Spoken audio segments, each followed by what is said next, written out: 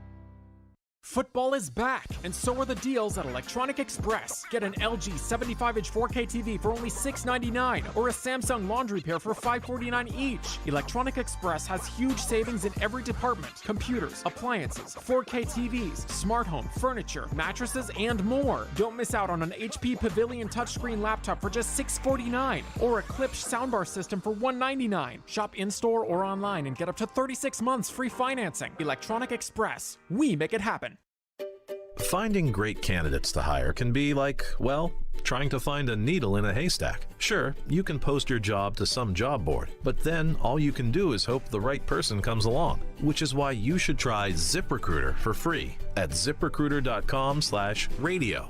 ZipRecruiter doesn't depend on candidates finding you. It finds them for you. Its powerful technology identifies people with the right experience and actively invites them to apply to your job. You get qualified candidates fast. So while other companies might deliver a lot of hay, ZipRecruiter finds you what you're looking for. The needle in the haystack. See why 4 out of 5 employers who post a job on ZipRecruiter get a quality candidate within the first day. ZipRecruiter, the smartest way to hire. And right now, you can try ZipRecruiter for free. That's right, free at ZipRecruiter.com/radio. That's ZipRecruiter.com/radio. ZipRecruiter.com/radio. Chase McCabe. The best way to figure that out is to watch Twitter. Willie Donick. Trying to move down the field for the winning field goal. And Derek Mason. I'm putting in my hours and I'm out of here. Chase, Willie, and D-Mace. Weekdays from 10 to 2 on Nashville's best sports talk, 102.5 and 106.3 The Game and the Game Nashville app. You're listening to Robby and Rexrode on 102.5 and 106.3 The Game and on the Game Nashville app.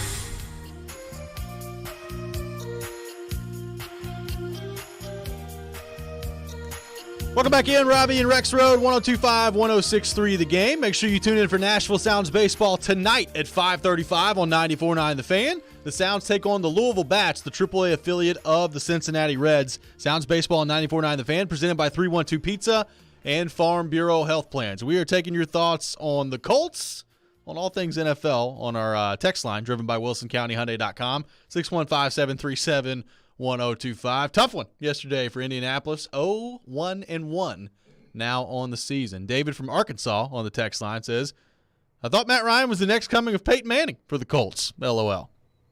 There were some comparisons made to Manning this offseason in terms of like, it's kind of like Peyton Manning-esque, the leadership he's bringing in here. It's like, oh, okay.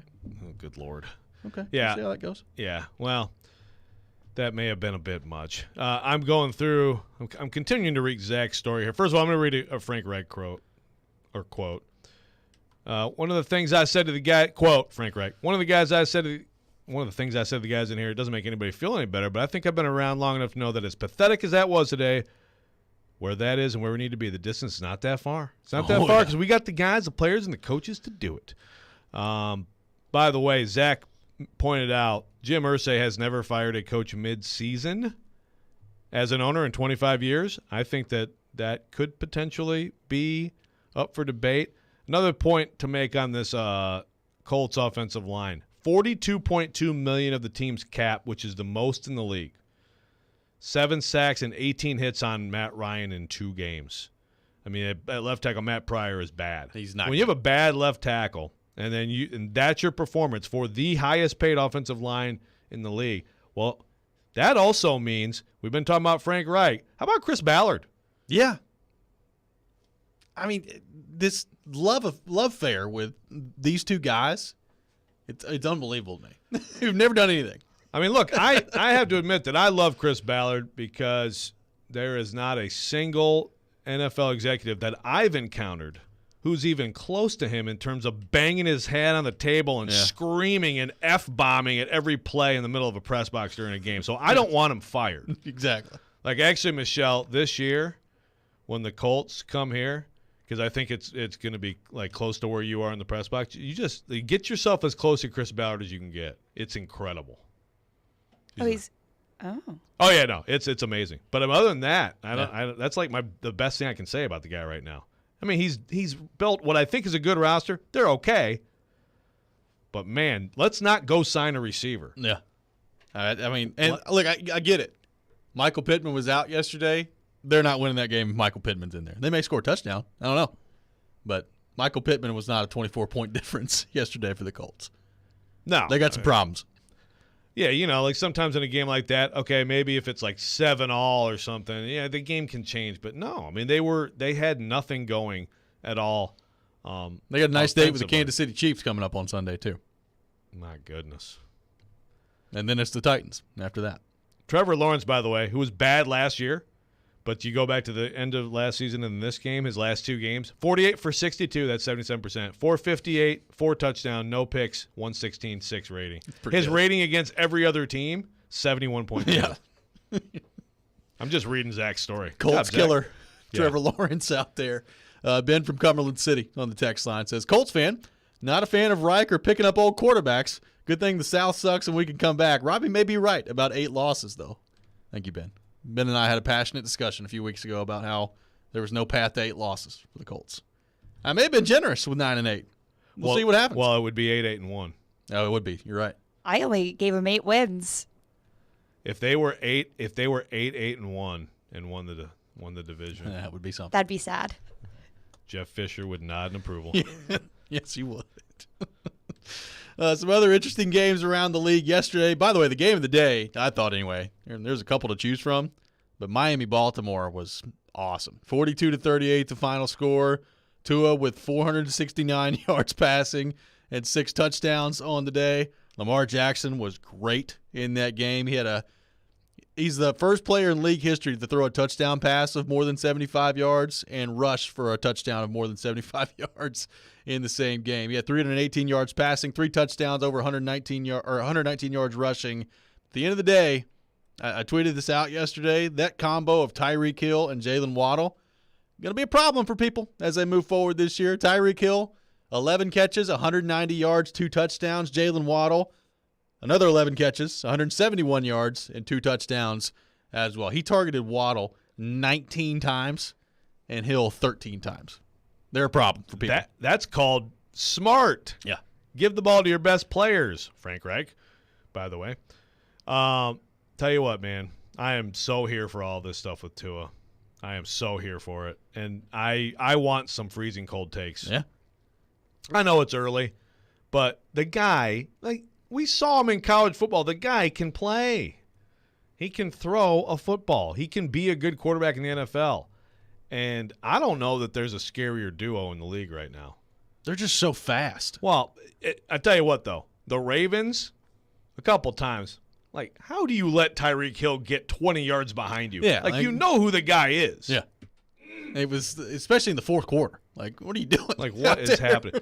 His stuff was crazy. But Waddle, in every way, after the catch, as a physical presence going to get the ball, speed, dude, that guy is legit. Good. That team is fun.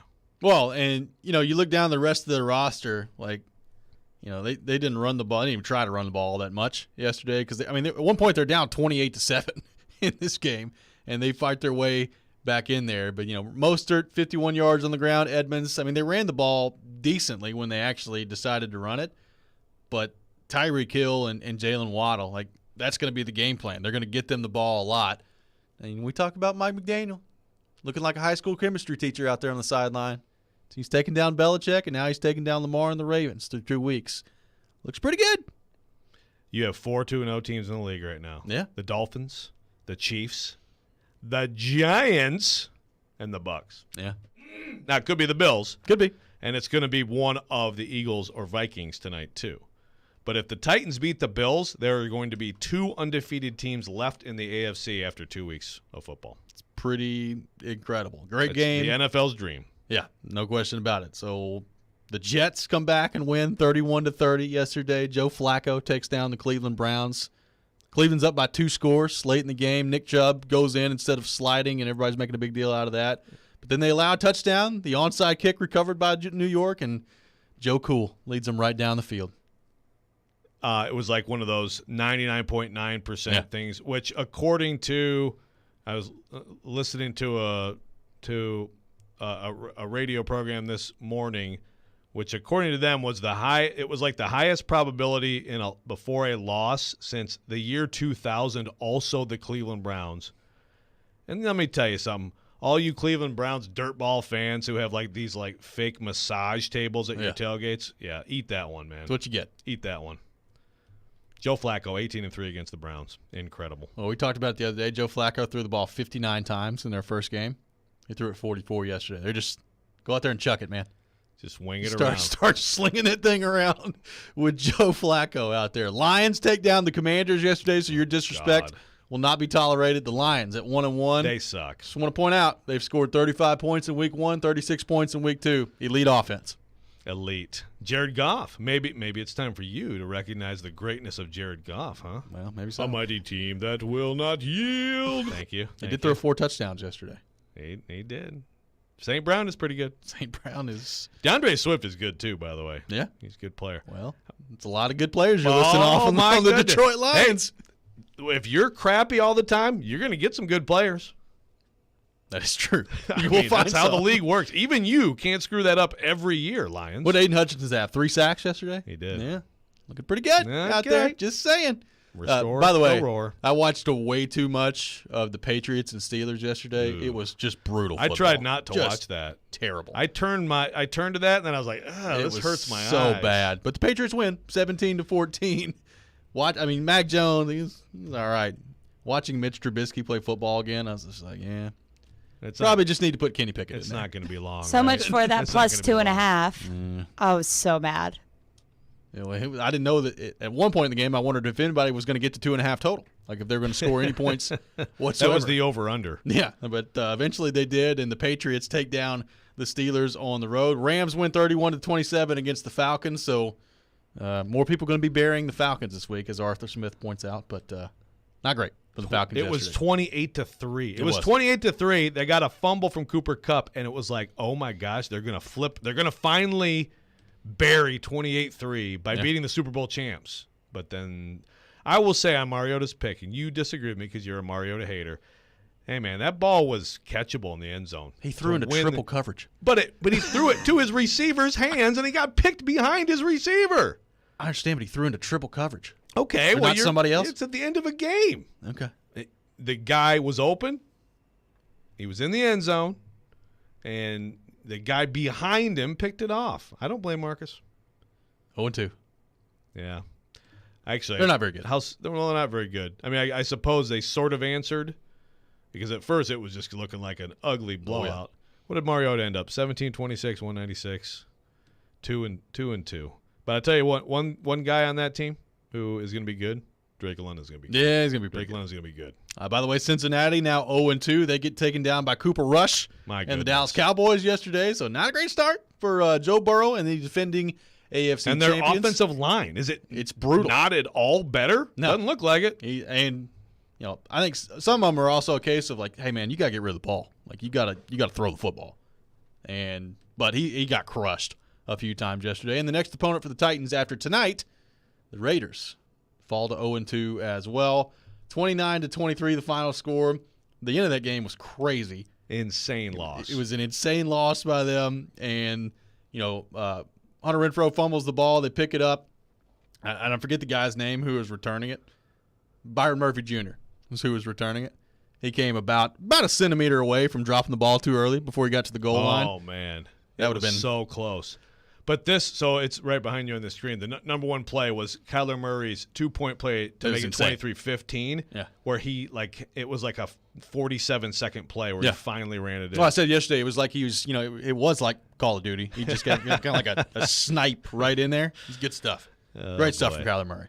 What's the Raiders' mindset coming in here Sunday? I mean, they have to win Sunday. They do. And there may be a big 0-2 versus 0-2.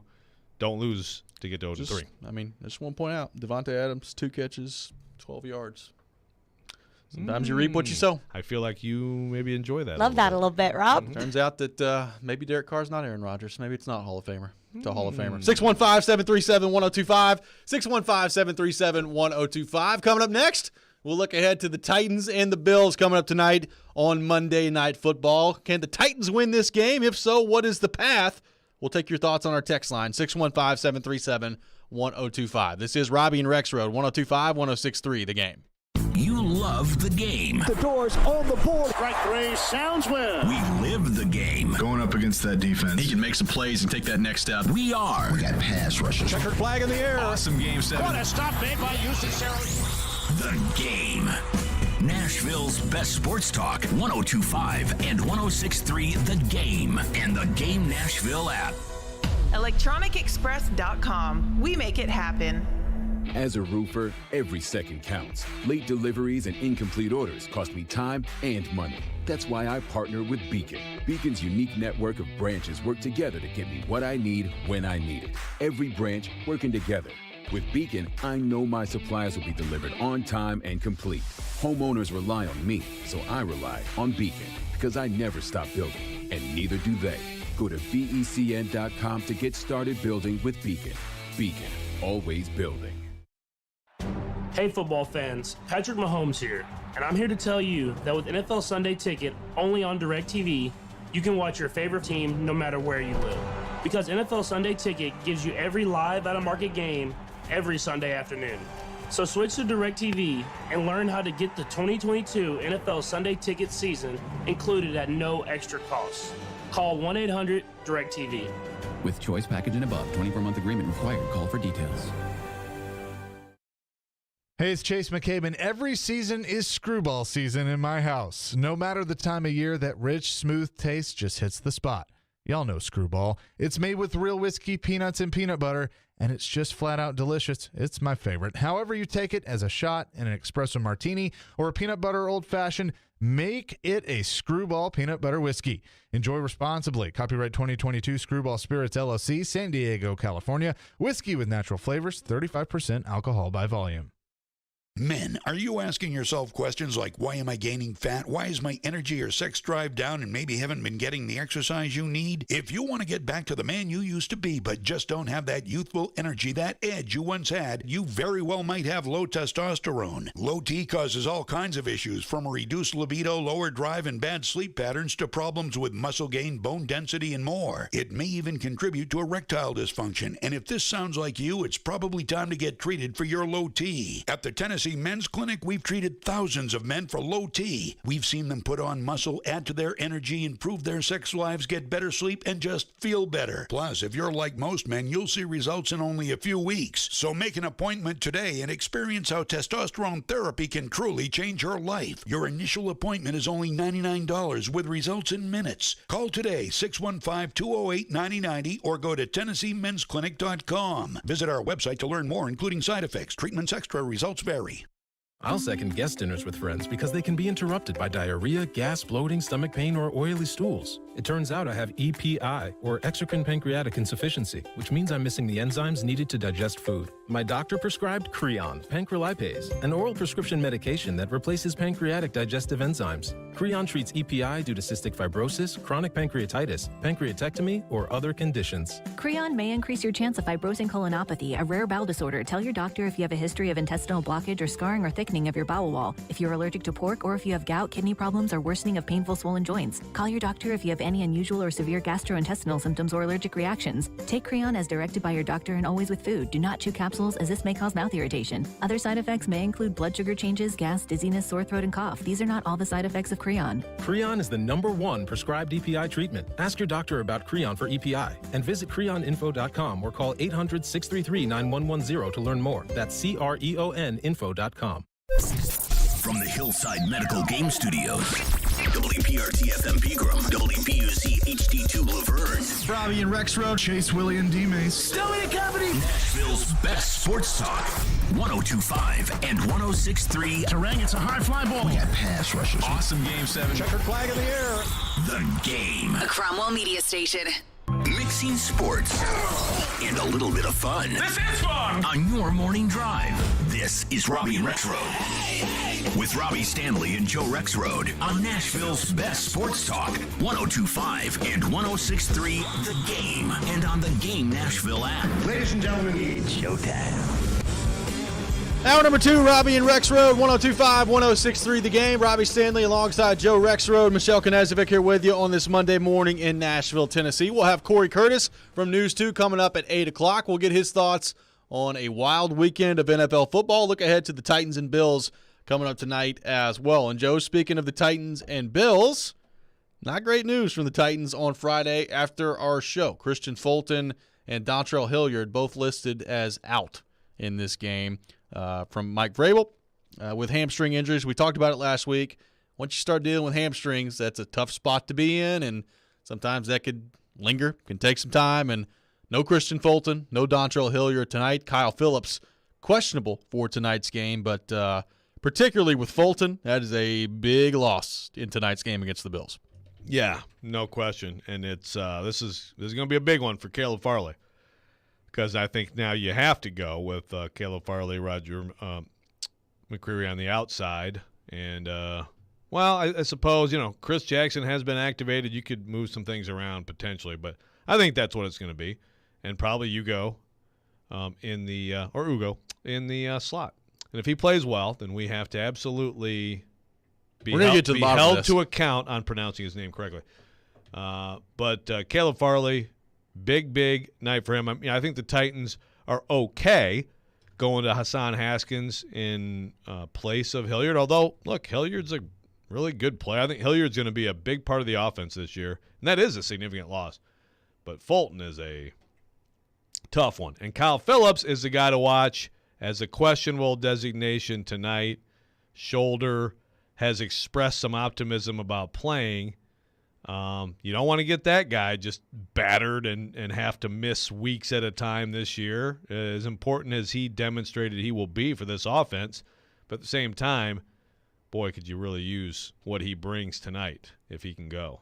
Well, and on the other side of things, Gabe Davis, questionable tonight. Got injured apparently, I guess, in practice on Friday, and now is questionable for the game tonight with an ankle injury. So, the reports that I'm seeing out of Buffalo make it seem like they don't think he's going to play tonight, but we'll see what happens on that front. But, obviously if you're going up against a full-strength Buffalo attack, you've got Diggs out there, you've got Knox at tight end, you've got Gabe Davis, who, by the way, is catching touchdowns left and right over the last, 6 or 7 games dating back to last year. So, you're not rooting for injuries from anybody, but, if Gabe Davis doesn't go tonight for Buffalo, maybe a little bit of a break for the Titans there, especially with Fulton out.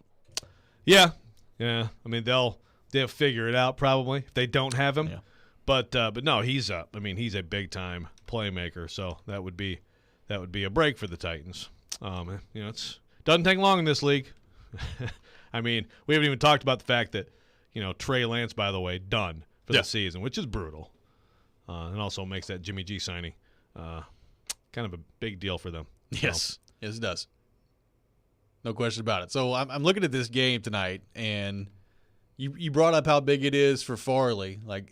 To me, it puts more pressure on Bud Dupree, Rashad Weaver, Jeffrey Simmons, and we'll get to an interesting matchup with Jeffrey Simmons tonight that I'm looking forward to watching here in just a few minutes. But you got to find a way if you're the Titans tonight to affect Josh Allen. That was going to be key anyway, but with no Fulton out there, I know Fulton didn't play great against the Giants, and even in camp, he was up and down, according to you and a lot of other people. But it'd be nice to have Christian Fulton out there tonight, and we'll see what Caleb Farley's made of. He's a guy to me, I still, I look at the snap count in week 1. I know he didn't play a whole lot, but the speed and the size in matchups like this intrigue me, and we'll see if Caleb Farley can hold his own and how much playing time he gets tonight. I think he'll get a lot. Yeah, look, I thought he had a pretty good camp. It wasn't perfect. He had some days where he gave up some big plays, but he also made a lot of plays in camp. He really did. Yeah. So I think that him not starting in the opener was a bit of a disappointment after that camp, but it also was a comment on McCreary. It's not like they're hopeless having to start Caleb Farley on the outside. It'll be interesting to see how the Bills attack that too. It's not like there's a ton of film on McCreary, but so far one opponent really hasn't thrown at him, which kind of tells you what he did in that game. And I'll be really interested to see what the Titans do when they're matching up tonight as well. One like you just said, I mean, it's hard to know for sure even if Gabe Davis is playing. But huge night for them. But you're right. You've got to have the pass rush. And then you've got to have the pass rush that's disciplined in lanes because Josh Allen will just kill you once he breaks that pocket. Well, and breaking the pocket, he can still kill you in the passing game. He can also kill you in the running game too. And I'm interested to see, how do the Titans handle his running ability? Josh Allen's going to run the ball tonight. Like he is going to try to run the ball. We've talked about it. He is their best option when it comes to running the football. I don't know how much he'll do it.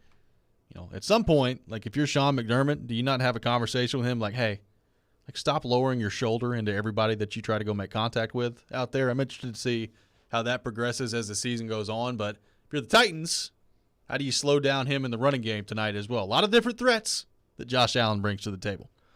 Yeah, and we're going to hear from Jeff Simmons next segment. But one of the things he said last week is, and this should be obvious for anybody who's watched the Bills at all, the number one thing, you do not want to let him break the pocket going right. When he breaks it going, I understand right-handed quarterback, that's obvious, but some quarterbacks are better than others at going the other way and throwing the ball. But when he breaks it going right, they have a lot of big plays. Some of them are like the scramble drill and broken plays. He extends it, and then you're really in trouble. So, it's an emphasis on, if anything, make him go the other way.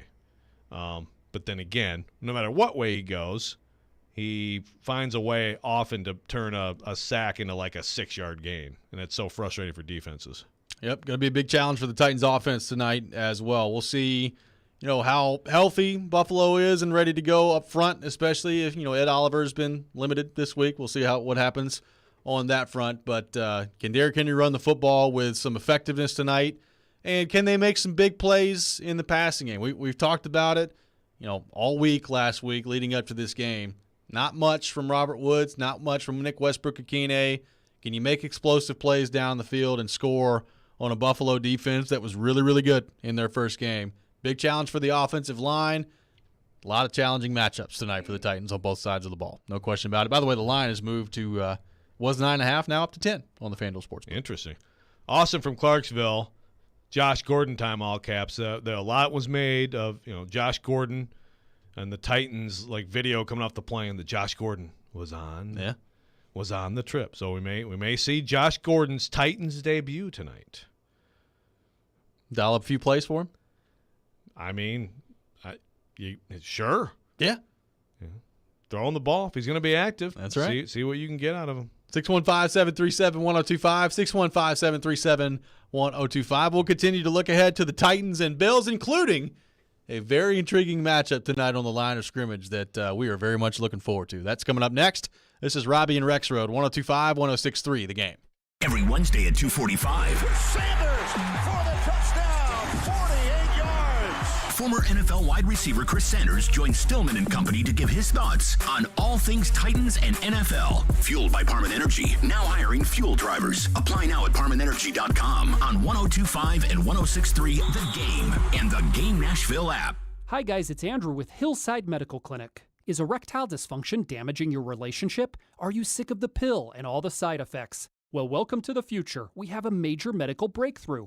Hillside Medical Clinic uses the most advanced form of wave therapy. Backed by 60 clinical studies, our technology uses pressure waves to repair and open up blood vessels. We've helped countless men get rid of their ED. But what is the true end result? Their relationship, even their lives, improve drastically. If you're ready to regain your love life, call us right now, and not only will the assessment and ultrasound be free, we'll also give you a gift that produces immediate results in the bedroom. It almost never fails. This is worth $550, and it's free to callers right now. 615-576-5000. That's 615-576-5000. Put a stop to your erectile dysfunction and experience what I call the happiness ripple effect. Call Hillside Medical Clinic now, 615-576-5000.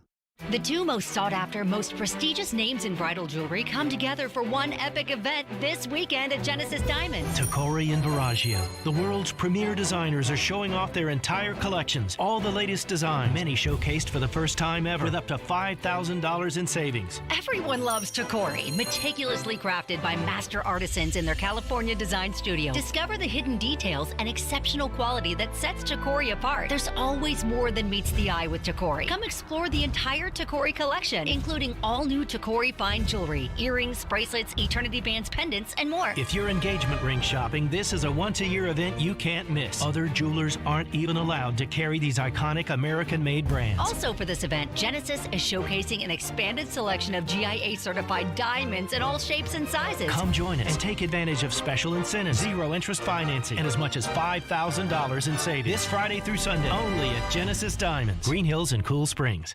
Hey, it's Chad Withrow here to talk about Renters Warehouse. Renters Warehouse is in heavy demand right now in Nashville for 3 reasons. 1, the rental market is booming. 2, with Renters Warehouse professional landlords, you can rent your house worry-free, no paperwork, rent collections. And 3, with regulations changing so quickly, more people are learning that using an experienced property manager is far less stressful. Go to renterswarehouse.com to book your free home rental price analysis today, or call 615-398-9550. That's 615-398-9550. Renters Warehouse Nashville. You can't buy happiness, but you can rent it. Tune in to ESPN 102.5 The Game every Tuesday afternoon at 4:30 for ESPN's Trevor Maddich joining me, Jared Stillman, on Stillman & Company as we dive deep into the college football world and all the latest from the SEC.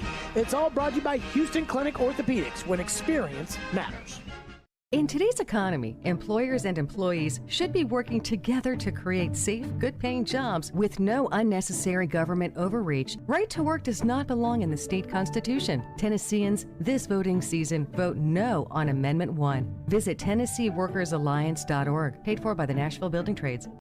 Parman Tractor and Equipment is your one-stop tractor and equipment solution and Middle Tennessee's Link Belt and Takeuchi dealer. No matter how you're getting there, start with Parman Tractor and Equipment. Rent or purchase a track loader, mini excavator, large excavators for your job site, or something in between. Their service and parts team will get your work site up and running in no time. Parman Tractor and Equipment will come to you for service if needed. Visit ParmanTractor.com for more info. Your Middle Tennessee Link Belt and Takeuchi dealer, providing totally outrageous customer service.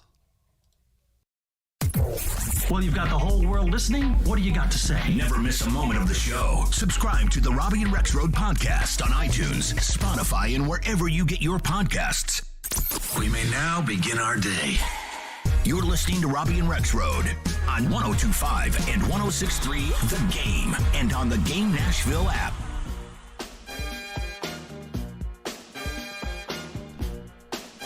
Welcome back in, Robby and Rexrode, 102.5, 106.3 The Game. We are streaming live on Twitch, Twitter, YouTube, and Facebook. Our video streaming brought to you by the law offices of Amanda Gentry. We are live from the Hillside Medical Game Studio on this Monday morning in Nashville, Tennessee. Looking ahead to the Titans and the Bills. And, Joe, there's a lot of matchups in this game that intrigue me, but one that you've spoken about multiple times that we've seen in person here in Nashville when they were teammates. Looking forward to seeing it now as opponents on the field when the games actually matter, and that is the matchup between Jeffrey Simmons and Roger Saffold. It'll be a fun one out there tonight, especially in the run game. Don't watch the football tonight, folks, when the Bills have the ball. No, you want to watch Josh Allen and overrated Stephon Diggs and all these guys. No, watch the left guard. Watch the left guard. That's right. Blocking the defensive tackle for the Titans. It will be a lot of fun, I promise you. It's going to be a lot of fun, and Jeffrey Simmons spoke about that matchup with Roger Saffold coming up tonight on Monday Night Football. When did he talk to you about this? On Friday? I think that's right. Last Friday. Let's go with that. Thursday or Friday. We talked to Joe Rexrode about this. Here is what Jeffrey Simmons had to say on the matchup with Roger Saffold. I mean, it depends on the path you're on. I mean, we still get taught as to run at the near hip or whatever it may be. We still have to, first off, get rid of the blocker and try to make the play best way we can. When you're rushing against a guy like Josh Allen, do you have to kind of like alter the way you do as far as like discipline in the pass lane or just a rushing lane or anything like that? Yeah, I mean, I don't think you have to just, all of a sudden just change how you rush. I think you have to be more like, just cautious because, guys like Josh Allen, like I said earlier, he wants to get outside of the pocket to his right. because I mean everyone sees, and when he get outside of the pocket to his right, he make plays. He make plays downfield, and that's how he want to play the game. He want to get outside, look for receiver downfield, and which he have a great receiver as in Diggs. Them guys been playing with him so long, so they know. I see him rolling. This time I'm gonna get the ball. So I think that's our challenge this week is to constrict that pocket. Assault the middle of the pocket, and make our edge guys, kind of easy for them if they doing, rushing the way they rush, and we get into his face. We disrupting his time of his throwing, and we making them lanes where he can't get outside of the pocket constricted. I think we'll have a good day. You guys have shown a lot of resiliency, especially over the last couple of years, bouncing back from losses. Do you maybe draw on that this week as you get ready to go up and play for the Buffalo team? Yeah, man, each and every week, they, no matter if it's on Mondays, Tuesdays, Wednesdays, whenever that game is scheduled to play, we got to play football. So I think each and every week, no matter if it's win or loss, we have to come in with the mindset that, no matter who it is, every game is a big game. Like I said, we lost. Of course, we lost last week. Our goal is to win each and every week. We're going to come in, and today got to be a great Wednesday practice. I mean, it's Thursday, but it's our first day, first and second down. It's got to be a great day because, like I said, if we could be good on first and second down, get them in third and long, it's going to be a good day for us. We just have to be better on third down for sure, but if we could be great on first and second down, it's going to be a good day. That was Jeffrey Simmons last week talking about the matchup against Josh Allen and the Bills. We'll get to his thoughts on Saffold here in just a few minutes. Got to find that clip. But going to be an interesting matchup. He talked about what you talked about earlier, Josh Allen rolling to the right. It's not a secret out there, but it's hard to stop once the athleticism that he has brought to the table. And going to be interesting to see if the Titans can contain him tonight. And how do you go about matching up with Diggs? Like, how many different people do you throw at him? They move Diggs around a lot against the Rams. He lined up in the slot sometimes. 8 catches, 122 yards, and a touchdown against the Rams. And he was largely covered by Jalen Ramsey in that game as well. So how the Titans try to go about limiting how effective Diggs can be is going to be interesting to watch tonight. You talk about, back-to-back games coming up where you've got pretty challenging wide receivers to deal with. Stephon Diggs, Devontae Adams coming up in back-to-back weeks for the Titans. Doesn't get a whole lot more challenging than those two. Yeah, and with Diggs, I feel like McCreary is probably the choice. When you're playing man. Now, I don't know if that's true with Adams, but I think Fulton, if healthy right now, is like tonight. Would it be Fulton even after his kind of rough game against the Giants? Probably. I think so. But you know what? I don't know that for sure.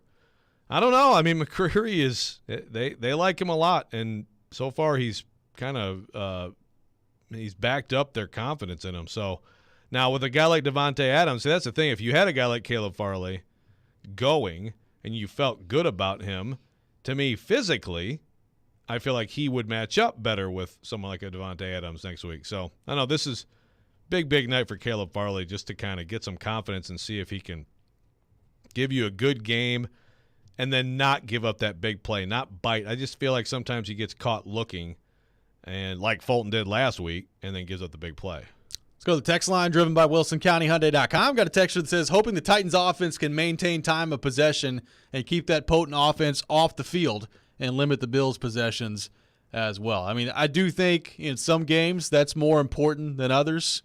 If the Titans could control the clock tonight and run the football effectively, I think that would serve them pretty well in this matchup. And, it's one of those things, too, where we talked about it last week.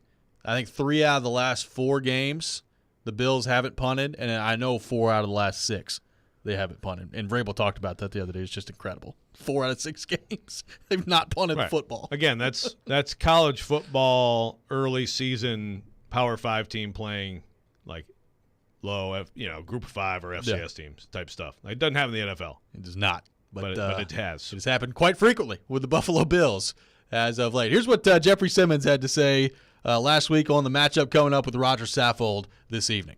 I'm not going to say I just play well.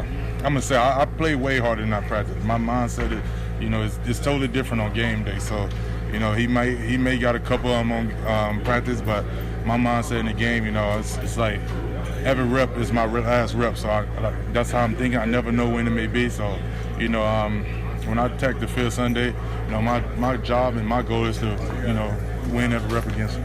What was it with you and Roger? Just two great players going at it? Because it just seemed like you guys really had some battles back in the day. And that's the game of football. He's an older guy in the league, and I was kind of still young, especially when he was here.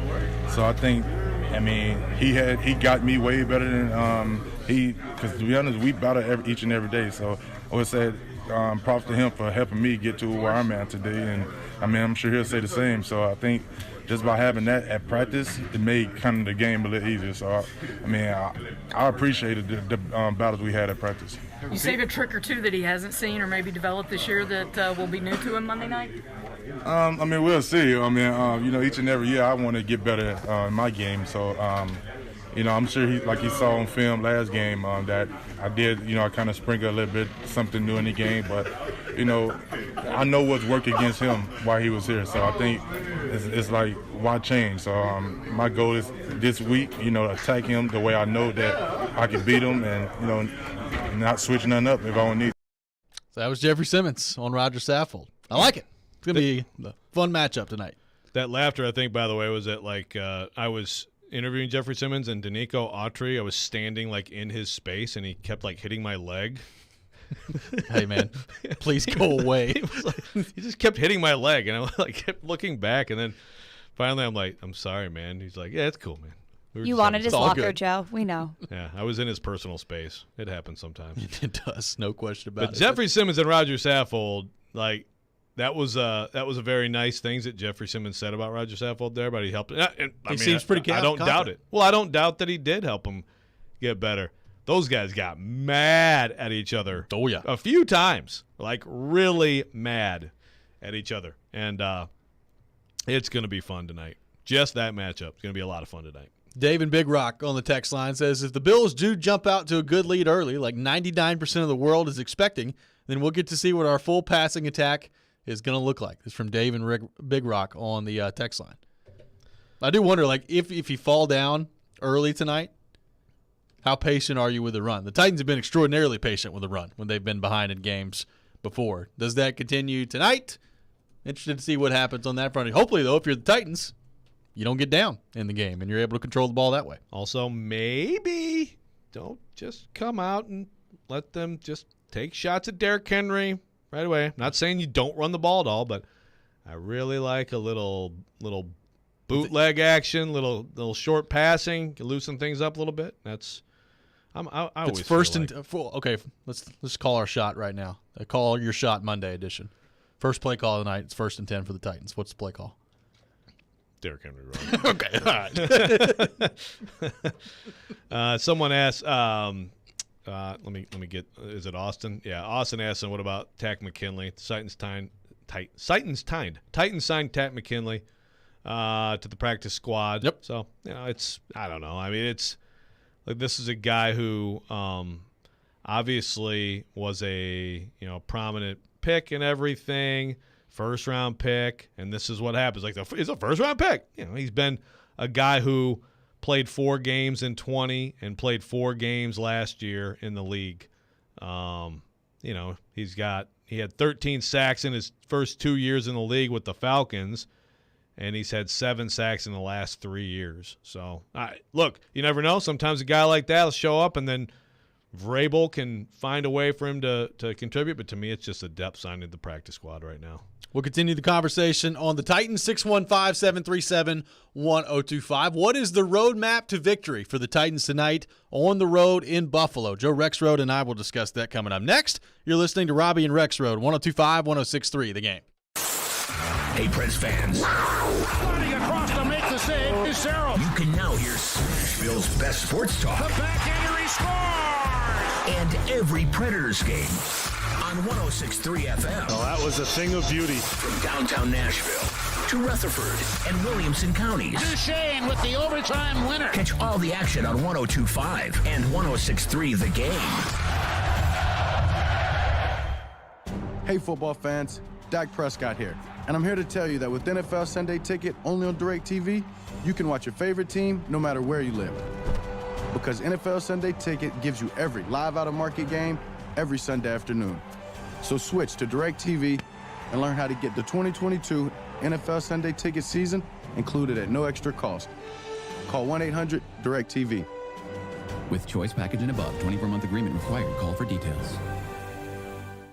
Hey, it's Jared from my friends at Hiller. It's grilling and chilling season, and Hiller is celebrating all month with special deals for customers, like a free Yeti Tundra cooler with the purchase of a new tankless water heater, a free Traegerwood Bella Grill with the purchase of a new whole home generator, and a free Yeti Tundra cooler with the purchase of a full home septic system. Also, for your HVAC system, get 0% interest financing for up to 48 months on select new HVAC systems. Hiller's work is backed by the Happy OB or services-free guarantee. That's Hiller Plumbing, Heating, Cooling, and Electrical. Call the Happy Face Truck today. Majestic in its scope, dazzling in its sound, there is nothing to match the experience of hearing, live in concert, The Planets.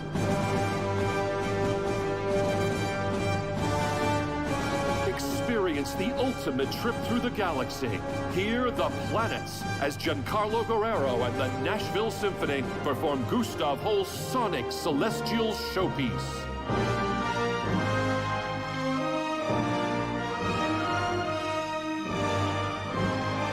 Also, Tchaikovsky's virtuosic violin concerto with Augustine Hadelich. Tickets begin at $29. Call 615-687-6400 or order at NashvilleSymphony.org. September 29th, 30th, and October 1st and 2nd at Schermerhorn Symphony Center.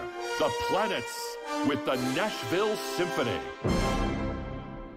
College football season is here finally. It's me, Caroline Fenton, and you already know that I am pumped up for college football season. And Southeastern Carolines, you know that 312 Pizza Company is my favorite place in town. 312 Pizza Company is a family-owned restaurant located in the heart of Germantown, serving up authentic Chicago-style eats right here in Music City. You can catch every down of the college football season at 312 Pizza Company. From week 1 to the national championship, 312 Pizza Company is your home for college football season.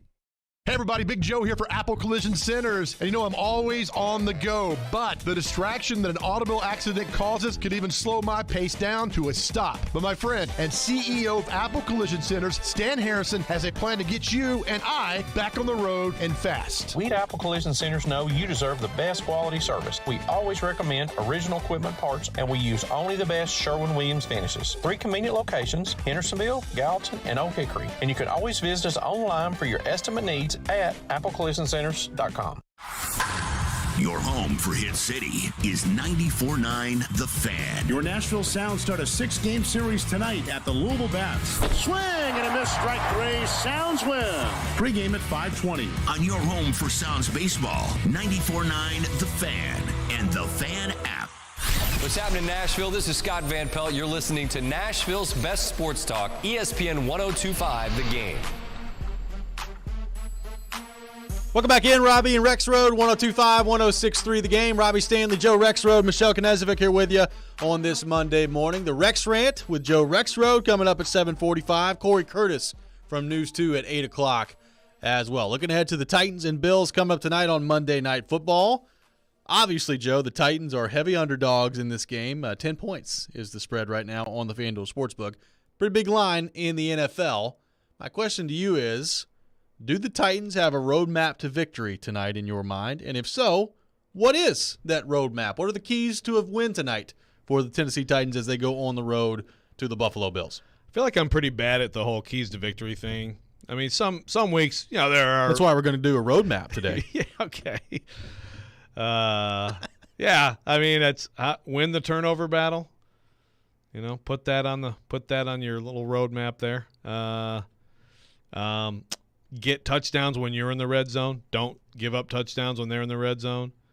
I mean, if the Titans are decidedly better in the red zone and have a 2+ advantage in turnovers, then I think they got a real chance to win this game.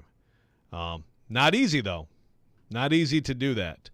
If you want to get beyond like stuff that pretty much is accurate or on the roadmap for every NFL game, you know, they've got to have a big night from Derrick Henry. I can't imagine seeing a final score with the Titans having more than the Bills if Derrick Henry doesn't control the game to some extent, to a pretty large extent. He doesn't have to have like 33 carries for 190 yards and 3 touchdowns, but a 100-yard game, some long drives, couple chunk runs. They don't have to be 60 yards, but like a 25, 30-yarder. You know, I mean, he's got to look like Derrick Henry. He's got to look more like Derrick Henry than he did last week, no matter what you think of that. Some people think, nope, slow start, doesn't matter, not a big deal. I just didn't think he looked like peak Derrick Henry. Doesn't mean he can't tonight. I think he has to. This is a game where the Titans need their defense to play the way that we think they can heading into this season. You know, that they looked like they were going to play that way the first half last week, and then the Giants gashed them on the ground. They gave up a big play deep. You know, it wasn't a good second half for the Titans defense last week. You know, I don't think realistically you can go into this game thinking you're just going to totally shut down the Bills. To me, that's not going to happen. But can you limit them? And to your point, can you make some opportunistic plays? Like if you've got a chance on a 50-50 ball and it's Diggs out there, can you outmuscle them? Like, can you go get the ball? Like, can you make some plays like that if you're the Titans? Red zone, you got to score touchdowns there. How efficient can you be there? And I will say this, one thing that I will be watching tonight, can Randy Bullock make some kicks inside 50 yards? Like that's every point is going to be at a premium tonight if you're the Titans, and you've got to find a way for your defense to step up and make some big plays. I've said it all week. I'll continue to say it. I think there's absolutely a chance the Titans could play pretty good defense tonight, and they're still giving up 24, 27 points. Like that can absolutely happen against this Buffalo team. So, again, I don't think that I would be shocked if by the end of the night you looked around and say, oh, Buffalo scored 10 points. That's a pretty good performance by the Titans defense, but opportunistic. Can you make some timely stops on third down and get off the field? That's to me what a good defensive performance looks like tonight against the Bills. Yeah, look, you gotta finish some of those pass rushing opportunities with sacks. You can't let him just completely run wild. You can't let guys get behind you.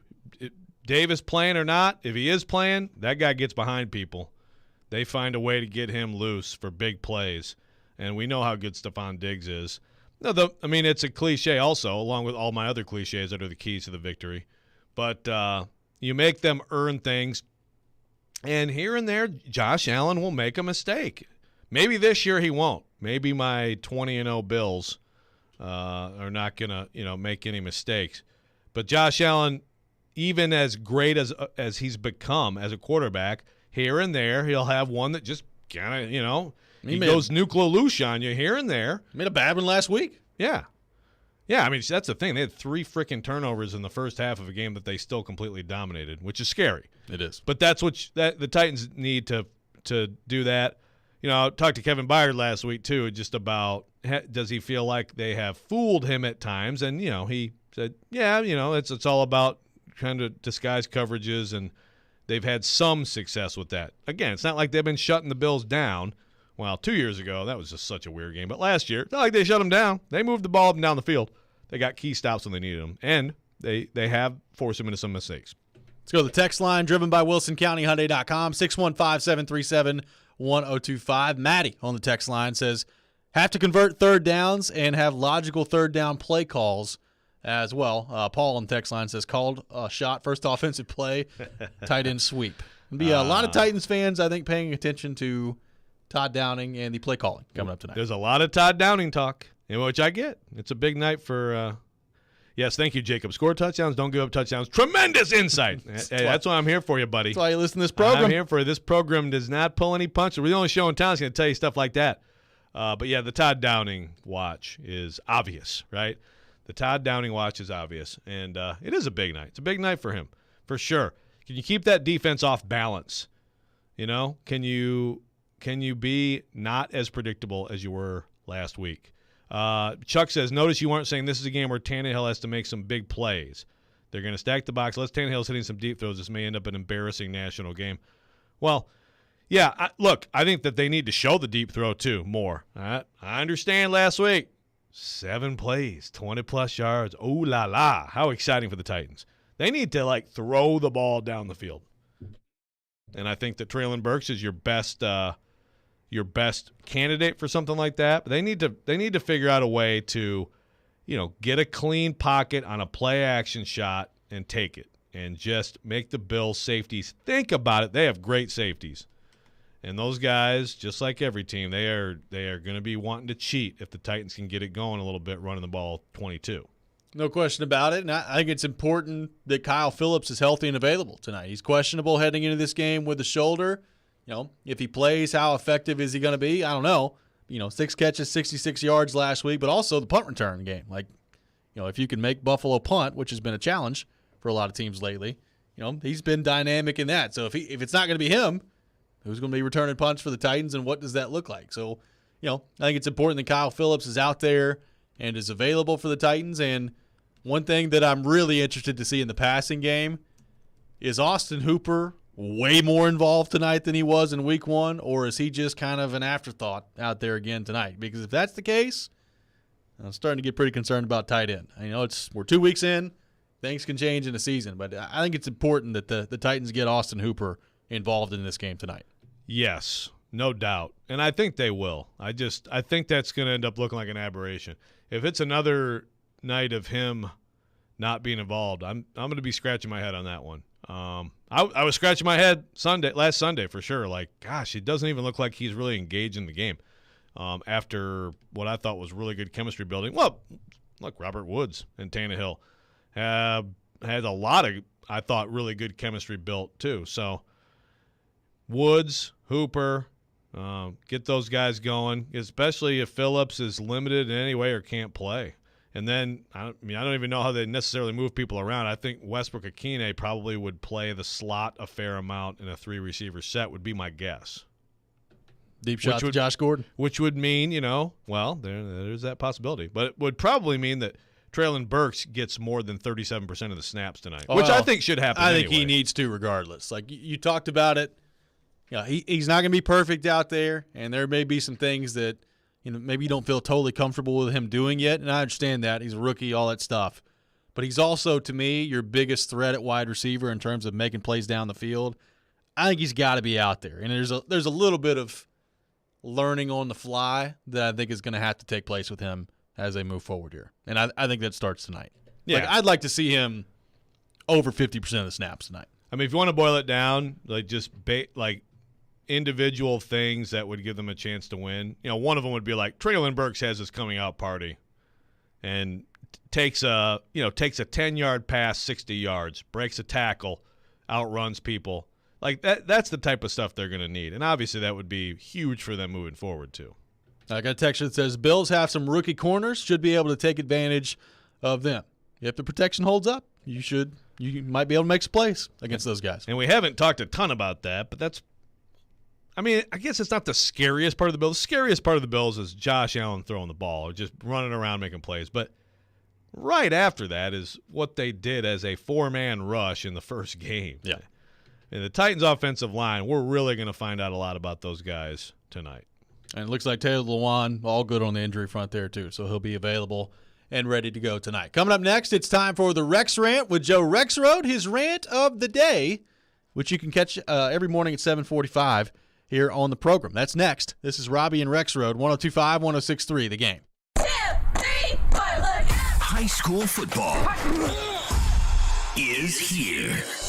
Join Big Joe Dubin every Friday night at 6 for the Apple Collision Center's Game Blitz, presented by National Playmakers Academy. Just a small sample of these great coaches in our area. We'll go around the mid-state for scores and reports on all the big games. If I'm a high school coach, I want the challenge. The Game Blitz is on 102.5 and 106.3 The Game and the Game Nashville app. We're Saia LTL Freight.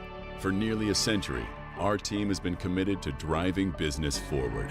From Lady Liberty to the Golden Gate, Superstore to Corner Store. We go that extra mile, expanding our team to better serve you. So trust that when you partner with Saia, we take every delivery personally. Visit Saia.com for all your shipping needs. That's SAIA.com. Who do you call when you need a new floor? R&S Wood Flooring, or refinish the old one that you've got. R&S Wood Flooring. R&S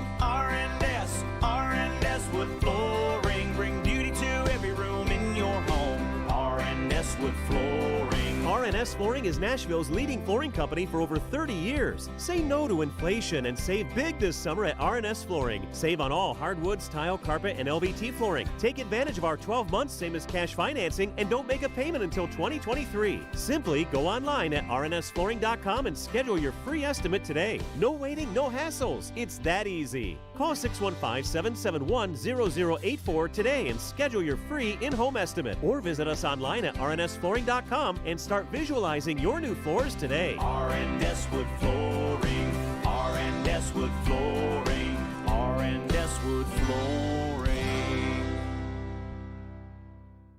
On the south side, we got 6 poly panels, and please make sure they're flush. Kwame is converting everyone on the block to solar power. Please get a crew to wrap up 202 South Duane. He needs more certified installers before the sun sets on his business boom. Let's pick up the pace. We got a long day. Indeed can help him hire great people fast. I need Indeed. Indeed you do. We instantly connect you with quality candidates whose resumes on Indeed match your job description. Visit Indeed.com/credit and get $75 towards your first sponsored job. Terms and conditions apply. Chase McCabe. Competition in all positions. Willie Donick. You know what? I went on the radio and I tried. And Derek Mason. The man that sleeps on the floor never falls out the bed. Chase, Willie, and D-Mace. Weekdays from 10 to 2 on Nashville's best sports talk, 102.5 and 106.3 The Game and the Game Nashville app. You're listening to Robby and Rexrode on 102.5 and 106.3 The Game and on the Game Nashville app. The time is now for the Rex Rant. Sounds like somebody's got a case of the Mondays. On Robby and Rexrode, here on ESPN, 102.5 The Game and the Game Nashville app. But I have the Detroit Lions as the surprise team out of the North, making the playoffs as a wild card. Oh, I'm taking the Lions. Oh, my gosh. You got the Lions. I got the Lions. You guys both have the Lions making the playoffs? Yes. Playoffs? I know it sounds far-fetched. I know it does, Willie. There okay. we go. I do think it's good to bring that back in there sometimes. Lions are 1-1, baby. Chase McCabe and D-Mace may be on to something here. 35 points against the Eagles, 36 points yesterday. High-flying offense in Detroit. The crazy thing is, I didn't tell you what my Rex Rant was about. But this is perfect because the Lions suck. And I can't wait to – you know what my favorite thing is? I mean, there's a lot of wonderful Twitter, including the let's get excited with players who were formerly on our team get hurt Twitter, okay? I got dunked on by some Lions fans yesterday.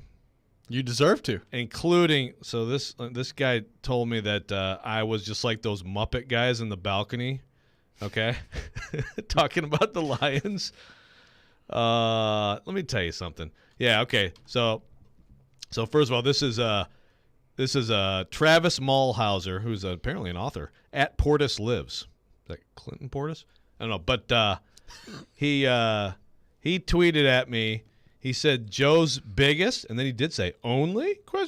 Flaw is his weird Lions spite and consistent Lions bleep posts. You know how far out of your way you have to swerve to make this tweet from Tennessee? Why do you care? Let it go. We're happy and we love Dan Campbell. It's fine, I promise.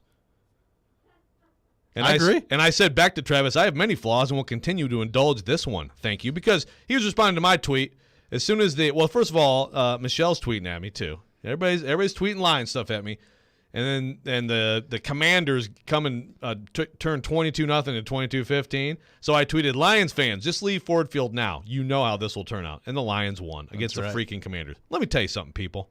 They suck, and they will continue to forever, okay? So have your little victory. They'll have a couple more this year. I'm sure they will. I'm sure they'll win like 5 or 6 games. Ooh. Did I give an official prediction? I don't think you gave a prediction of what their record would be. No, you Going into the season, I can just confirm that you don't have them making the playoffs. 4-13 was my season prediction. Okay. I'll upgrade to 5-12. Okay. They're garbage, and I will continue to make fun of them. They made life miserable for me for a lot of my life, and so I will continue to enjoy this. And you people, you can't just give it up, and it's just heartbreaking to me. So, do you not think that you deserve the blowback that you got yesterday by telling them You just go ahead and leave Ford Field now. You know how this is going to end. It's a new era up there. Yeah. And let me just tell you this. Like I said, 35 points week 1, 36 points yesterday, and they're 1-1, baby. Jared Goff slinging around 4 touchdowns yesterday. They look good. So, no, they should not have left Ford Field. Stay there and watch this beautiful football unfold. Look, I stood strong. They got Matthew Stafford. Like, that guy's actually good. They got Calvin Johnson. Jeez, he's one of the best receivers who's ever played in the NFL. Yeah. They got Ndamukong Suh. I mean, when you're terrible all the time, you will get some good players, and they will make some plays for you. In the NFL, it's impossible to be completely garbage all the time. But what happened? Did they ever win one freaking playoff game ever through all these players? The answer's no. Barry Sanders got them one playoff win in 1991. What a wonderful day that was in the dorms, okay? And that's it. So, I mean, this is just one game here or there, fine. Enjoy. If you really paid attention to this franchise, then you would get the hell out, just like I would, and you'd come with me and make fun of them. It's so much better. It's so much more fun. It's been a great environment in Detroit the first 2 games at Ford Field. Great environment. Yeah. It's amazing. I'll tip my cap to them. I hope that someday that they have something to cheer about, like something truly to cheer about. I do. I hope they do. But in the meantime, I don't think it's going to happen. And I've been sitting here waiting for people to. I know some people who have joined me. Vinny Goodwill, friend of the show, he's joined me. He joined me on the same day that I got off the boat, the day Barry Sanders cut short what should have been the greatest running back career in the history of the NFL because he played for the freaking Detroit Lions.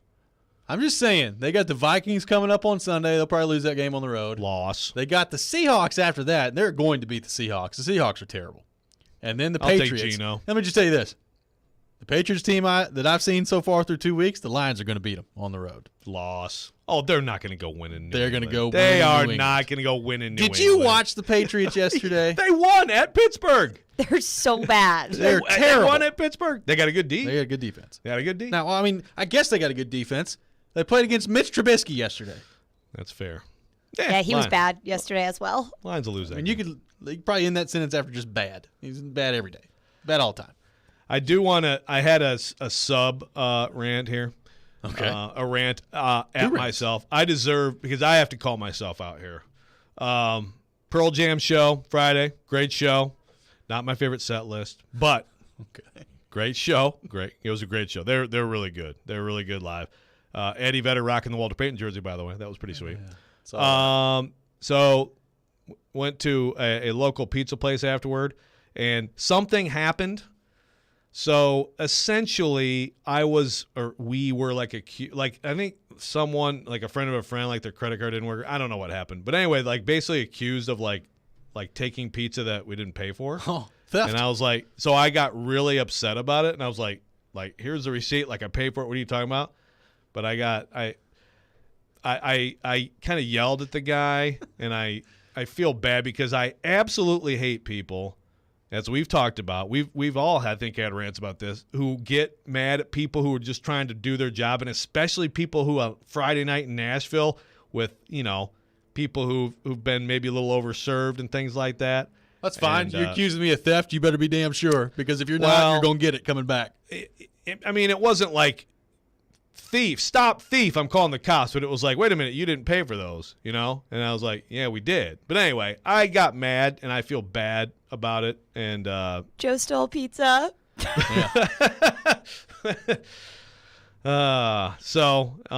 Don't yell at people who are just trying to do their job, especially at that time of day on that. It's not cool. A lot of people are all over you on the text line about your Detroit Lions hate. Shane from Ashland City says, I hate Detroit, but you're crazy, bro. They're winning at least 8 or 9 games this year. Let's make a bet. Oh, God. Chris from Atlanta says, I feel a bet coming on with Rexrode and his hating on the Lions. By the way, as Wes points out, Josh Reynolds looking good up in Detroit. He did have a touchdown. Had a touchdown yesterday. 3 catches, 38 yards. Whoever wants to bet me.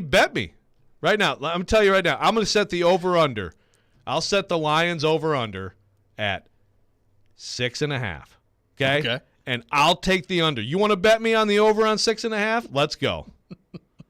Whatever you want. You go ahead. Put the stakes up on the text line. Hey, now we're talking.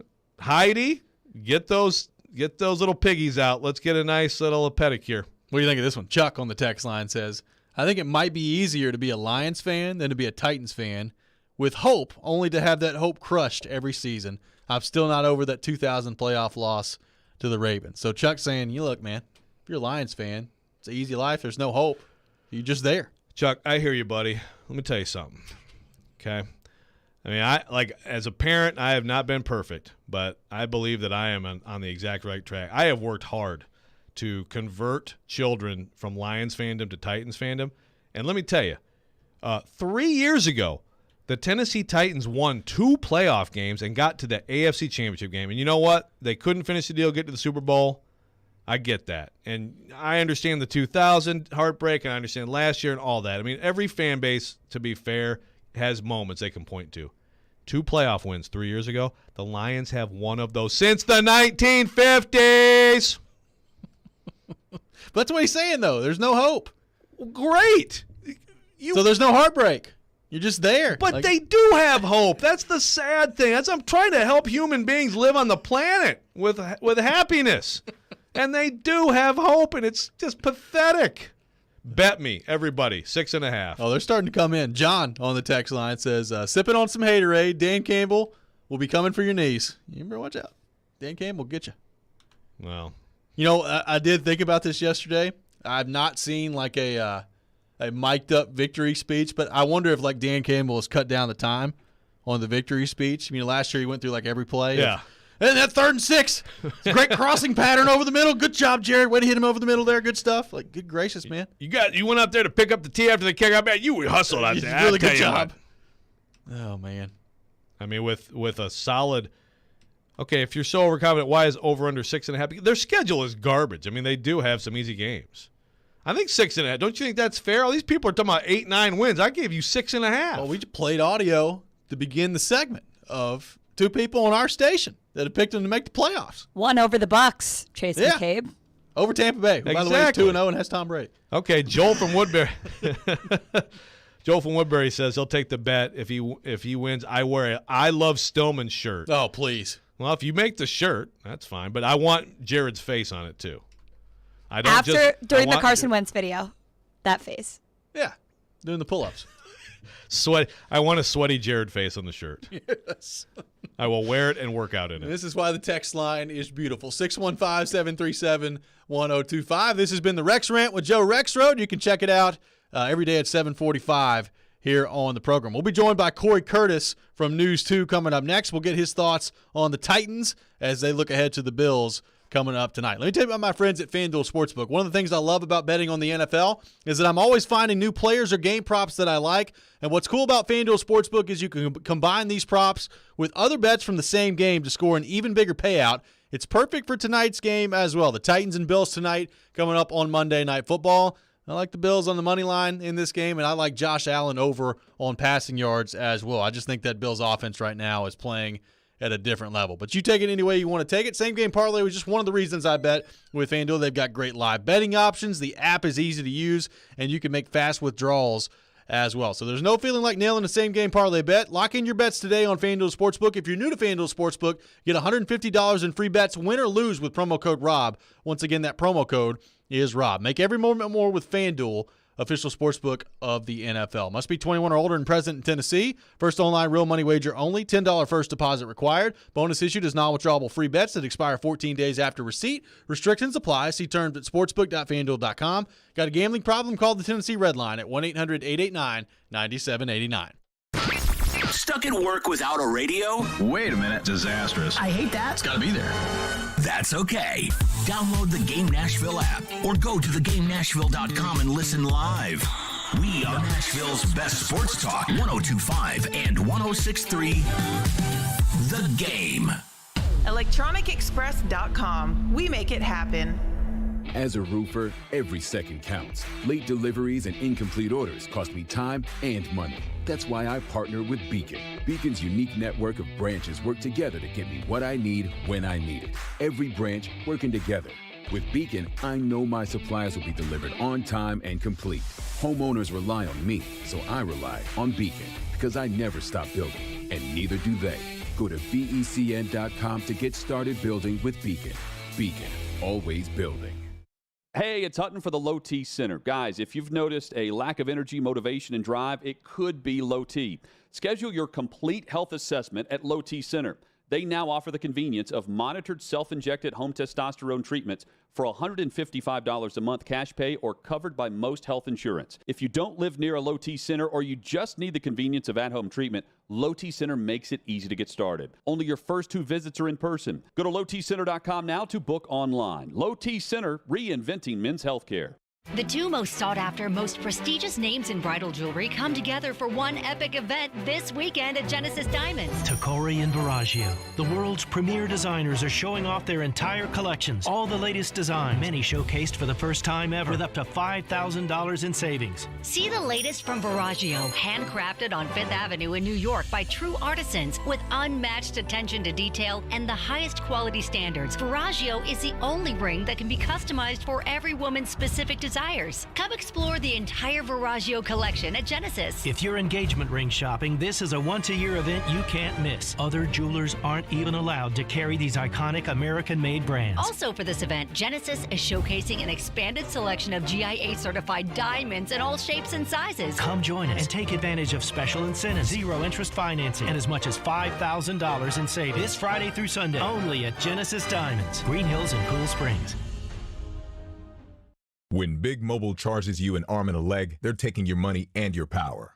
And your arm and leg. Boost Mobile gives your power back with an unlimited plan for $25 a month on one of America's largest 5G networks. We can't give you back your arm and your leg because we're not qualified surgeons. Unless you're an iguana who can grow limbs back. Switch to Boost and get an unlimited plan for $25 a month. Boost Mobile. Unleash your power. New customers only. One line, $25 per month with auto pay. Additional restrictions apply. See boostmobile.com for details. From the Hillside Medical Game Studios, WPRT-FM Pegram, WPUC HD2 Laverne. Robby and Rexrode, Chase, Willie, and D-Mace. Stoney and Company. Nashville's best sports talk.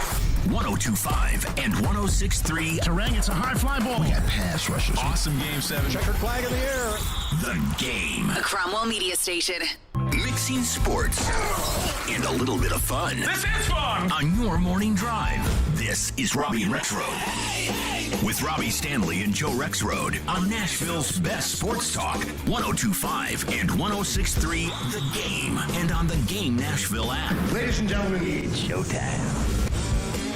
Hour number 3, Robby and Rexrode, 102.5, 106.3 The Game. Robby Stanley alongside Joe Rexrode. Michelle Knezovic here with you on this Monday morning in Nashville, Tennessee. And as we do every Monday morning at 8 o'clock, we go to our 102.5 The Game phone line, driven by WilsonCountyHyundai.com. And welcome in our good friend Corey Curtis from News 2. Corey, good morning. How are we doing? It was a valiant effort from your Bears last night. Valiant effort. I hate you, Robby. They tried real hard out there. Yeah, I told you guys we stink. All right, it's just that simple. They stink this year. The offensive line.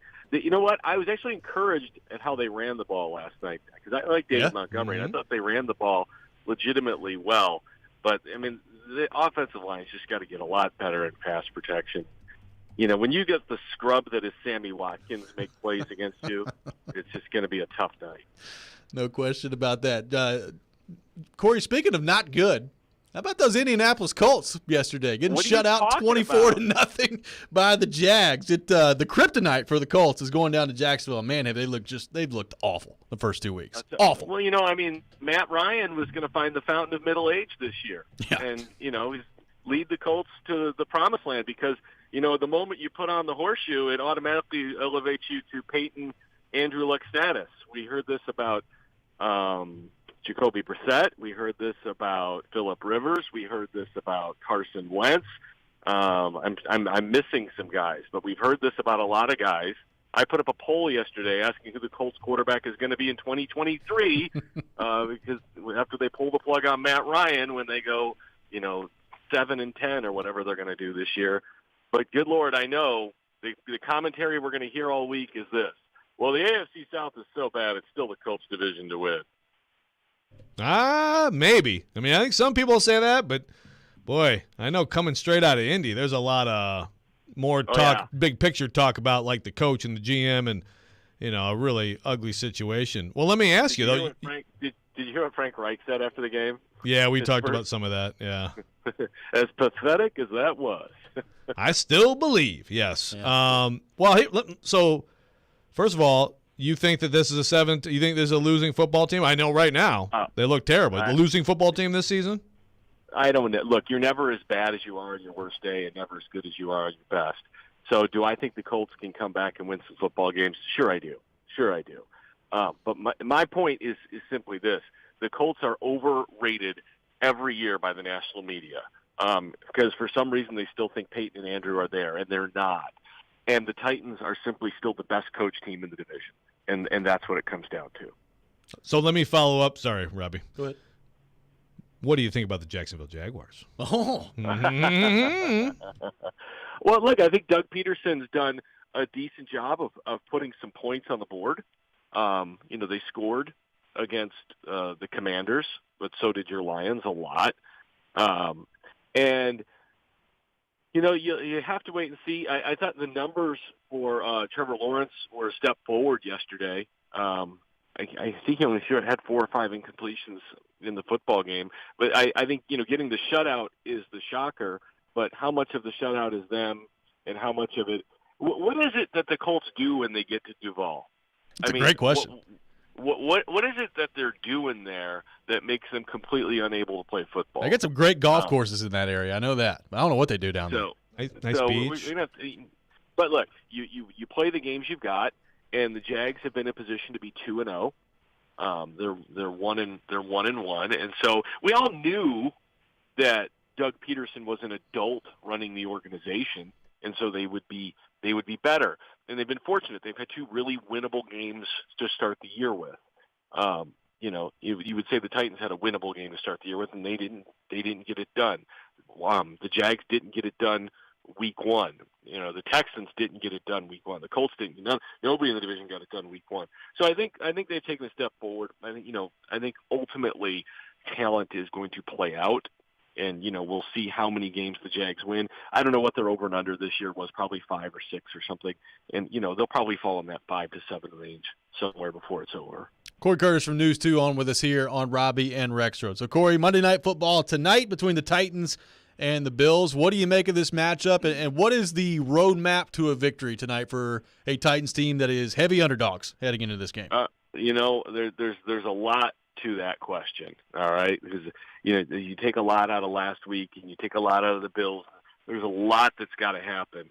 But where I start with is Jeffrey Simmons. I think Big Jeff has to have a big game up front. I think you need to get pressure in Jared Allen's face so that he can't elevate in the pocket. And then I think the guys on the ends have really got to bracket him, okay? And in the past, the Titans have done a good job of that. So I don't think it's as important for Weaver and Dupree to crash from the outside as it is for them to hem in, okay? And then Jeff's got to collapse the pocket. I'm very interested to see, do they line him up over Roger Saffold, or do they look for a better matchup and move Jeff around? I think that's going to be one of the really big things that we see tonight. Obviously, offensively, Titans have got to be better on third down, especially third and short. Third and short was ridiculous last week. But the other thing I'm looking for offensively is making it a priority to get the ball in the hands of your playmakers, because 4 or 5 targets to Jeff Swann isn't going to get it done this week. They've got to get the ball to Robert Woods. They've got to get it to Traylon Burks. They've got to get it to guys who can actually make plays with the ball in their hands. Sometimes you have to say, hey, I know Jeff's open for a 3-yard gain, but I've got to take this shot in getting a 20-yard gain with this guy because he can actually make a play. And they're going to have to score points tonight to win. And, Corey, look, Todd Downing, even today with listeners on our text line, a lot of discussion about Todd Downing. How important do you think this game is for him just to have a good game plan, a good scripted first drive, to be a little bit less predictable? I know everybody's going nuts about the Chig sweep, which I totally understand last week, but just predictability, I feel like, has got to be less apparent tonight. Yeah, I mean, what was the stat on the Henry first down carries? It was high. Pretty overwhelming. It was pretty overwhelming. At some point, you have to use that to your advantage, right? You know, you can't play checkers. At some point, you got to play chess. But you know, like we talk about this. You know, we keep banging away at Todd Downing on this. He is pushing forth the game plan that they, as a staff led by Mike Vrabel, put together. So, you know, this is a philosophy of the team. So it's not just Todd Downing. And you know, I look for the philosophy of the team with Tim Kelly on board to change more this year. And like I said, last week, they had 18 passes to 12 runs in the play selection in the first half. But again, it was still all first down runs. I'm sure the Titans could point out, and they wouldn't be wrong, that, look, we're in 3rd and 4, 3rd and 3, 3rd and 1.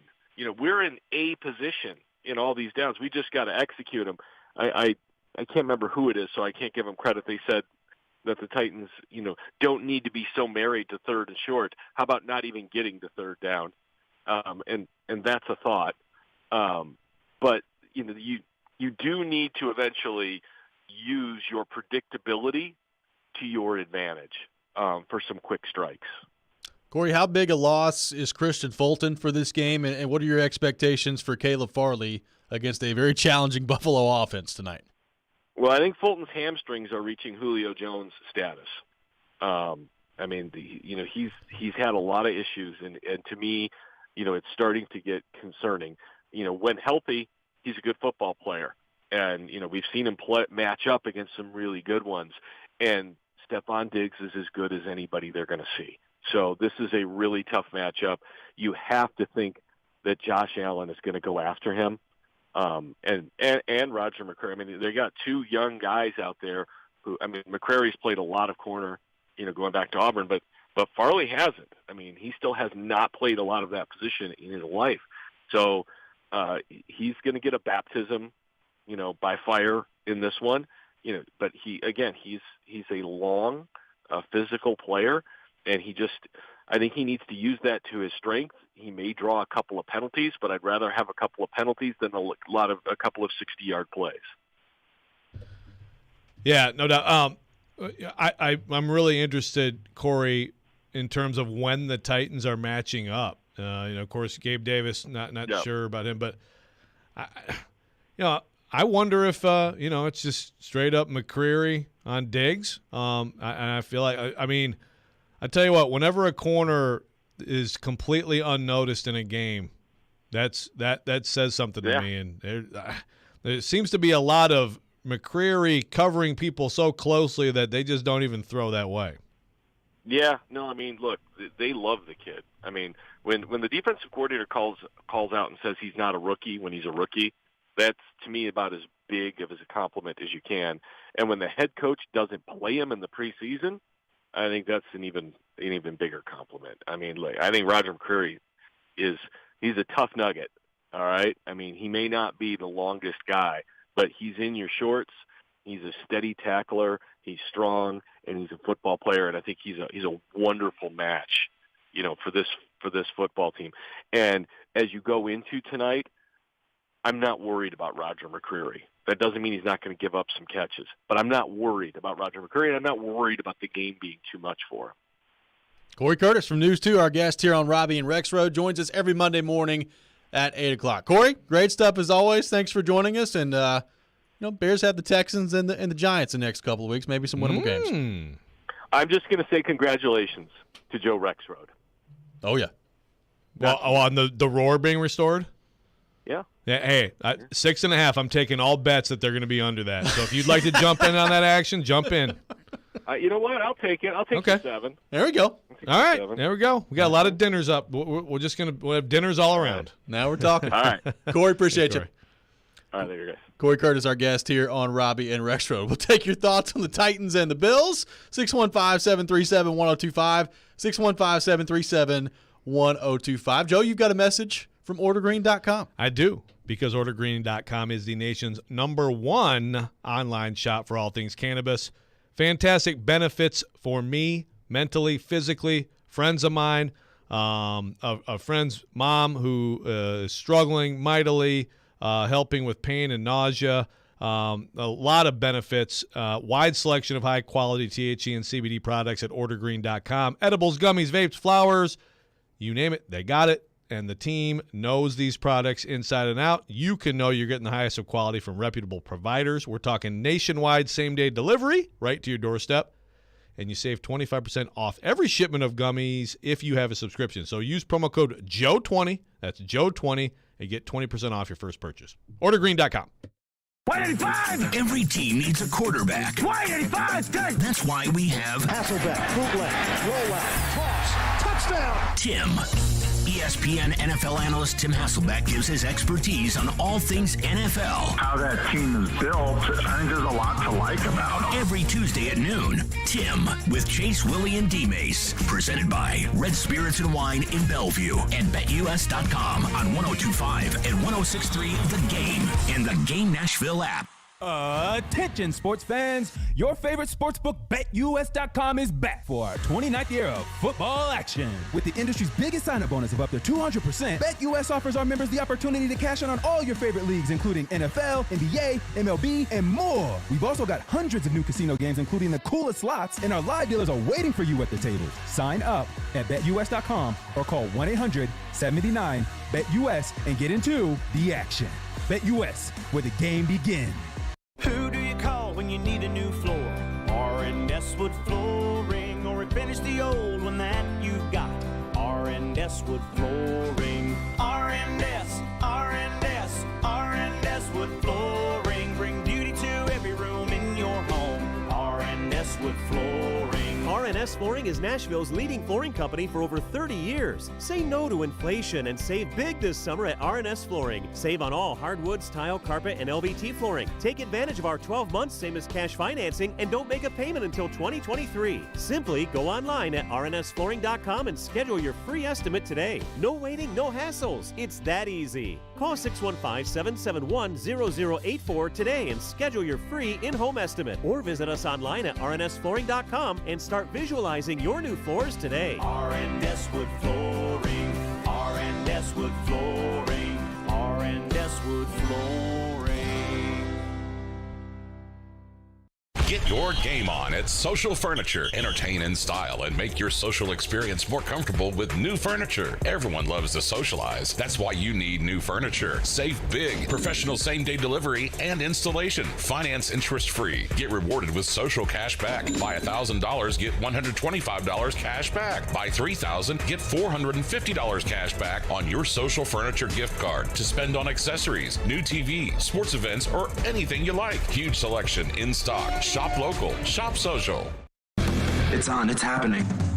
Remember, you can watch us on YouTube, Facebook, Twitch, and Twitter. Get out of the way. I'm watching the game. Presented by the law offices of Amanda Gentry. We may now begin our day. You're listening to Robby and Rexrode on 102.5 and 106.3 The Game and on the Game Nashville app.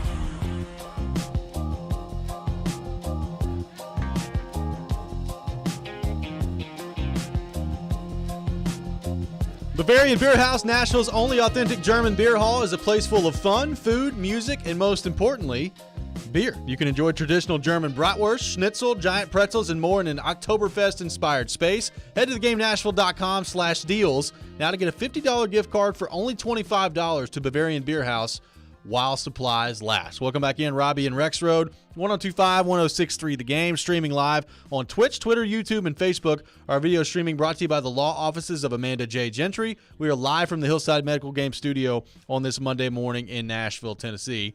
Thanks to Corey Curtis for joining us in the last segment. We are taking your thoughts now on the Titans and the Bills. Wes in Clarksville on the text line, driven by WilsonCountyHyundai.com, says, I feel a Mike Vrabel special coming up tonight. We're supposed to lose. I think we dominate the Bills. This from Wes in Clarksville. Ron on the text line says, whoever's job it is to cover Diggs needs to be on him like toilet paper on the heel of your shoe. Tighten up. Never heard that one before. I like it. Good stuff, Ron. Yeah, it's like Buford T. Justice, Smoking the Bandit. Hope y'all got that reference. Yeah. The Vrabel special part of this is going to be a big talking point today. I mean, this, I think, would certainly qualify. You're a 10-point underdog heading into Buffalo. You just lost the game to the Giants.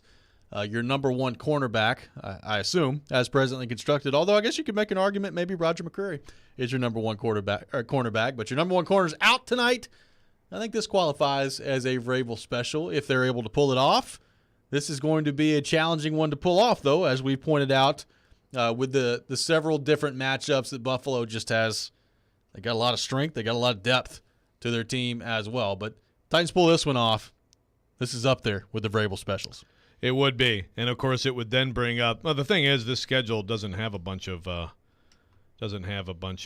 easy games. In fact, the way the Jags and Texans look so far, like uptick in competitiveness both ways. I don't know, man. I'm intrigued, especially by the Jags, but there aren't a ton of those. Like when the next time they do come across one of those games that they're supposed to win, we'll be talking about the Vrabel special the other way. But you'd rather have that because that means you're 1-1 and. I mean, I guess if the Titans are going to continue that tradition, they're going to have a really good record this year because they have a really tough schedule. They do. I mean, you mentioned it. The Jags, they looked pretty good through the first 2 weeks so far. Texans have fought hard. The Raiders are 0-2, and they're playing them next week. But I think the Raiders got a lot of talent offensively. Yeah. So well, the Raiders, the Raiders and Browns both yesterday. Well, Raiders, Browns, and Ravens, all three. Incredible losses. Yeah. It was incredible to watch, and the Raiders, they had it right there the whole time, and then Kyler Murray took off the video game headset, went back out there, and started throwing the ball around a little bit in the second half. Made it look like a video game. He did. He dominates. So real quick, I want to ask you about Todd Downing because there was some debate within the Titans media corps last week. Todd Downing called himself out for the Chig play. Took responsibility Friday so we haven't had a show since then, and basically said, that was on me, bad call. I'm paraphrasing. I agree. PK is like that's a good thing. I mean it doesn't fix it, but you'd rather have to me someone who made a big mistake that everybody's talking about go ahead and say, yep, that was my bad, than not. But others have said like somehow this like opens the door more for him to be, or for fans to be all over him, and I'm just trying to understand that line of thinking. Well, I mean, look, fans are going to be all over him regardless. Exactly. Like I don't know if it's opening the door anymore. Like I can already tell you, if they lose this game tonight, regardless of how it goes, one of the things we're going to be talking about tomorrow is Todd Downing, just because that's where I think a big portion of this fan base is with him. Like this is a really important stretch with him to get the offense operating better, and he's receiving a lot of flack right now. Like I like that he took responsibility for it. I think it's good. I think look, especially after watching Ken Wisenhunt walk around here and never take responsibility for anything. Like I find it refreshing to see coaches do that. It doesn't really make me feel that much better about it because my response is, hey, let's try not to do that again as they move forward here. But I don't think it opens up the door to any more criticism. I think he's heavily criticized and scrutinized as it is. I guess the idea being, well, you said it was your fault, or it's even more your fault, huh? No. Yeah, look, it doesn't fix anything, but I'd rather see that. And frankly, I mean, I've seen some fan reaction that I agree with, which is like, okay, well, good. That's like you said, better than the guy who never ever will blame anybody else and just will never just acknowledge that everybody makes mistakes. But what you mentioned, talking about Todd Downing, and I mean I think you're probably right. No, even if there's really nothing to nitpick, he'll probably be a discussion tomorrow. How many times last year after games was he the primary complaint for people? Not many. I feel like overall big picture we talked about him. It's like, gosh, how much of this is just Arthur Smith leaving, Todd Downing's in. We talked about the Raiders season, what Raiders fans think of him.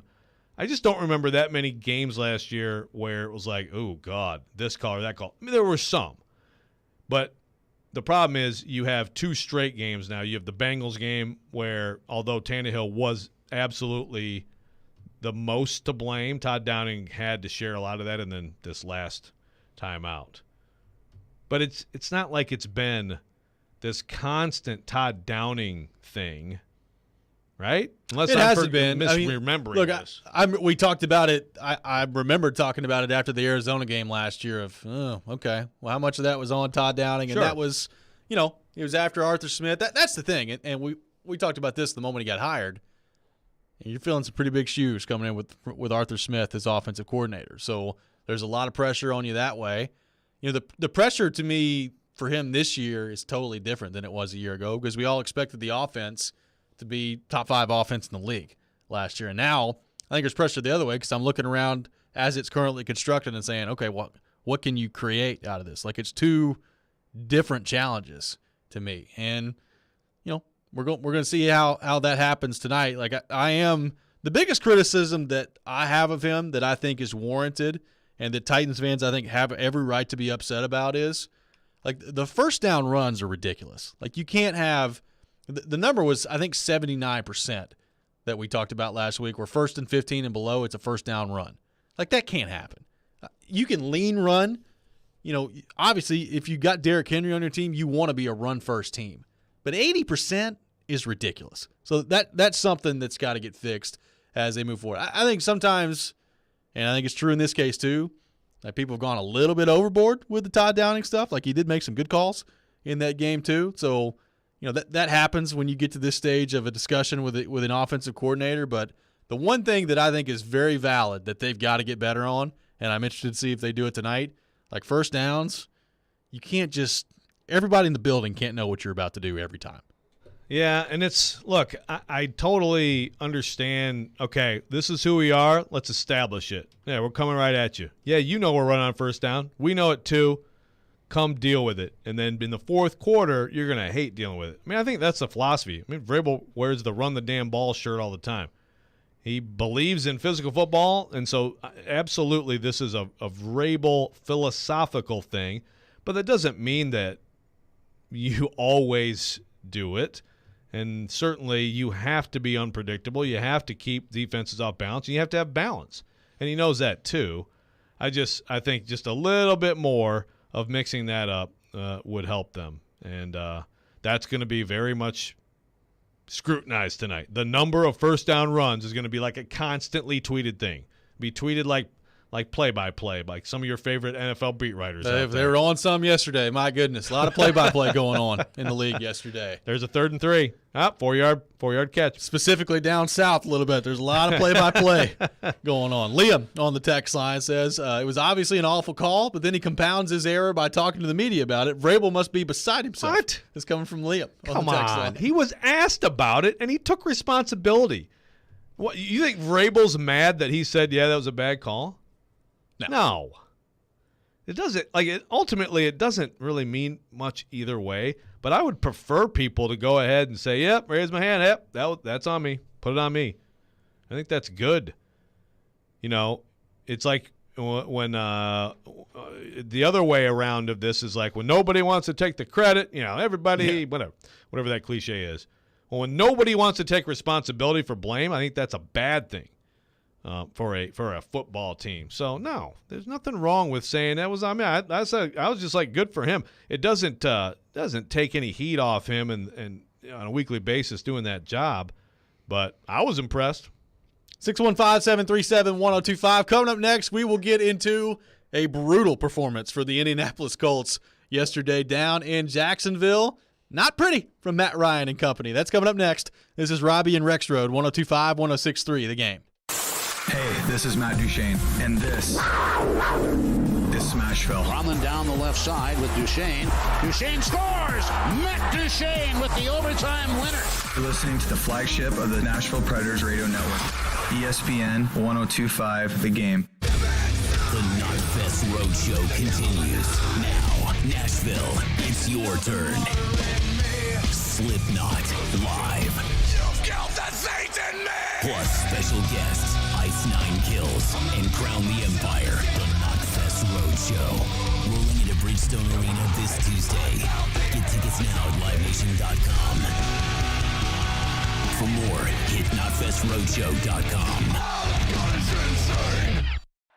Hey football fans, Patrick Mahomes here, and I'm here to tell you that with NFL Sunday Ticket only on DirecTV, you can watch your favorite team no matter where you live.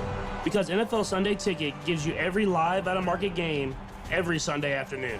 So switch to DirecTV and learn how to get the 2022 NFL Sunday Ticket season included at no extra cost. Call 1-800-DirecTV. With choice package and above, 24-month agreement required. Call for details. Hi, this is Trisha Yearwood. The Country Music Hall of Fame and Museum is committed to preserving our musical history and sharing its cultural significance. We invite you to join us in honoring thy music and supporting our mission by becoming a museum member. Membership is your key to accessing a world-class nonprofit arts organization here, locally, minutes from your home. Become a member today by visiting countrymusichallaffame.org/membership. Dell Technologies' semi-annual sale has arrived, and it's time to upgrade to the latest business technology. Save big on laptops and desktops with Windows 11 Pro. Plus, get amazing deals on servers, storage, and cloud solutions, as well as top work accessories, including docks, monitors, and more. Dell Technologies recommends Windows 11 Pro for business. Call a Dell Technologies advisor at 877-ASK-DELL. That's 877-ASK-DELL for special business offers during our semi-annual sale. Wendy's new French toast sticks are so delicious, some are saying that they're better than their mom's breakfast. Excuse me, did you just say Wendy's new French toast sticks are better than my breakfast? Mom, is that you? Answer the question. I said some people are saying that because they're so crispy on the outside and fluffy on the inside and perfect in every way. Uh-huh. And what do you think? I think it's time to tell people to choose wisely. Choose Wendy's new sweet and crispy home-style French toast sticks. That's still not an answer. At participating U.S. Wendy's during breakfast hours. When you download the Home Depot app, taking on big or small projects starts with a tap. It's your pocket-sized toolbox for getting more done. Image search helps you find what you need with a snap. Store mode pinpoints exactly where to go to get what you want while you're at our store. Or just tap to arrange for easy curbside pickup, all from the palm of your hand. It's the app that's made for doing. The Home Depot app. How doers get more done.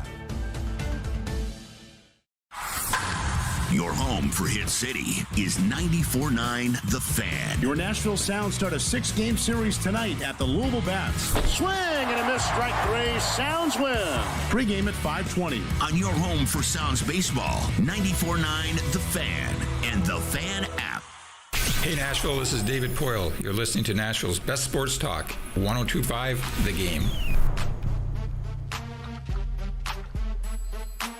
Welcome back in, Robby and Rexrode, 102.5, 106.3 The Game. Robby Stanley, Joe Rexrode, Michelle Knezovic here with you on this Monday morning in Nashville, Tennessee. A wild weekend in the NFL. Some great games yesterday, and they're showing the highlights of the Baltimore-Miami game right now. It's an awesome game yesterday. We'll get to that coming up here in just a few minutes. But a very interesting result in the AFC South yesterday. Jacksonville shuts out Indy 24-0 down in Jacksonville, Florida. They dominated that game against the Colts. Matt Ryan, 16 of 30, 195 yards, 0 touchdowns, 3 interceptions. Colts offense was brutal yesterday. Quite frankly, the Colts offense has been brutal in each of the first 2 games against the Texans and the Jags. And now with an opening schedule of Houston in week 1, Jacksonville in week 2, the Colts don't have a win. They're 0-1-1, and they got totally destroyed by Trevor Lawrence and the Jacksonville Jaguars yesterday. I was watching a lot of that game too, Joe. It was pretty incredible to watch how much Jacksonville just totally dominated that game from start to finish. I'm going to read again from my friend Zach Kiefer, who has been accused by some of being a massive Colts homer. This is from The Athletic. Quote, right now the Colts are a poorly constructed, poorly coached football team with an aging quarterback and a bad left tackle, a one-man receiving core, an overpaid and underachieving offensive line, and a lifeless defense that's grossly lacking an identity while its best player is sidelined. 2 games in, the Colts, a popular pick to win the AFC South, have played like one of the worst teams in football, out-schemed and largely outplayed by a pair of opponents most will finish at or near the bottom of the league, end quote, although I will argue a little bit. The biggest takeaway from this is the Colts are just a disaster right now. I'm kind of liking the Jags, though. I think the Jags are interesting this year. They're like what people think the Lions are, and they're wrong. They should be talking more about the Jags, in my opinion. They're interesting. But yes, it is a bigger deal. The bigger deal here is that the Colts are just a disaster right now, and people may be getting fired. Well, Frank Reich, look, I don't pretend to know what goes on in the mind of Jim Irsay. That could be a dangerous place to be sometimes, but I can't imagine that he is anything less than irate with the way these two games have gone. I mean, you have Houston and Jacksonville to begin your schedule. We talked about it. Like, if you're the Titans, it's part of why that game against the Giants hurt so much is because you let one get away, and the Colts were, messing around with Houston and ended up tying the game. It's Houston and Jacksonville begin the season. The Colts have Kansas City coming up on Sunday. So they're staring 0-1. That'll be 0-2-1. That's going to drive me nuts all year. Oh, I know. 0-2-1 right in the face coming up against Kansas City. Yeah, it just drives me insane. But Matt Ryan was horrible yesterday. And I know, look, they didn't have Michael Pittman, and he is a really good player. He's their number one receiver. Matt Ryan, I mean, at least two of the picks he threw yesterday were just brutal. Bad. Just brutal. Very bad. Interceptions. And, again, I said this earlier in the show. It's week 2. So I try not to overreact too much from what we've seen thus far. Like, the Bengals are 0-2, and I still think they're probably going to be okay as they move forward if they, at some point decide to protect their quarterback. But the Colts look really bad through the first 2 games of the season. And specifically, their offense looks really bad. Their offensive line, which gets all this love every year heading into a season, and I get it, Quentin Nelson's a really good player. But they're not a good offensive line right now, and they haven't been. Last year, they were not a good offensive line, especially in pass protection, and that's been a problem so far this year as well. And I've been trying to tell people, like Matt Ryan, if you've watched him play the last couple of years, he's nowhere near the same guy that he used to be. Now, I'm not saying that they can't get things figured out and he can't be a more efficient, good player as the season goes on. But right now, he kind of looks like the Matt Ryan that I've seen in Atlanta the last couple of years. And if that's going to be what he is, this team has no chance. Like, he has not been good through the first 2 games. And he was terrible yesterday. This is actually a pretty good example of camp practice.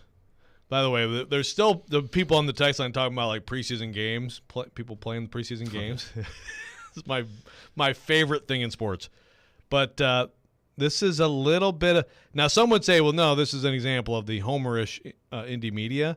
But I think it's a good example of like someone can look real good in camp and like fire the ball all over the field and stuff, and it's not real football. Like there's limitations I want to meet. And look, like I said all during camp, watch out for Austin Hooper. Oh, boy, Tannehill and Hooper. And maybe that doesn't turn out to be true at all, so there's another example. So it's not like we don't fall into that. I don't fall into that at times.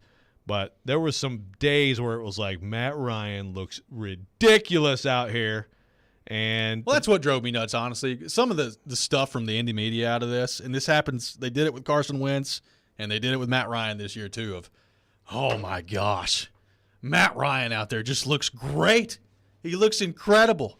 It's like Peyton Manning out there. Like, okay, all right. Let's see how that goes on the field. Yeah, and that's the thing with Matt Ryan is, I mean, he can't, escape the pocket. He can't – if he doesn't get protection, if you have a bad left tackle, which is what Matt Pryor is.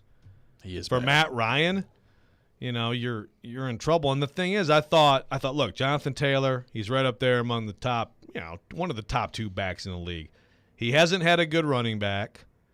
They have a good offensive line, or so I thought. Right now, it looks terrible. $42.2 million is what they are paying for that offensive line. That's number 1 in the league. Yep. That's how much of the cap that offensive line's eating up. Number 1 in the league. They've allowed 7 sacks and 18 hits on him in 2 games. So if that's what Matt Ryan's going to get, then he's really going to look bad.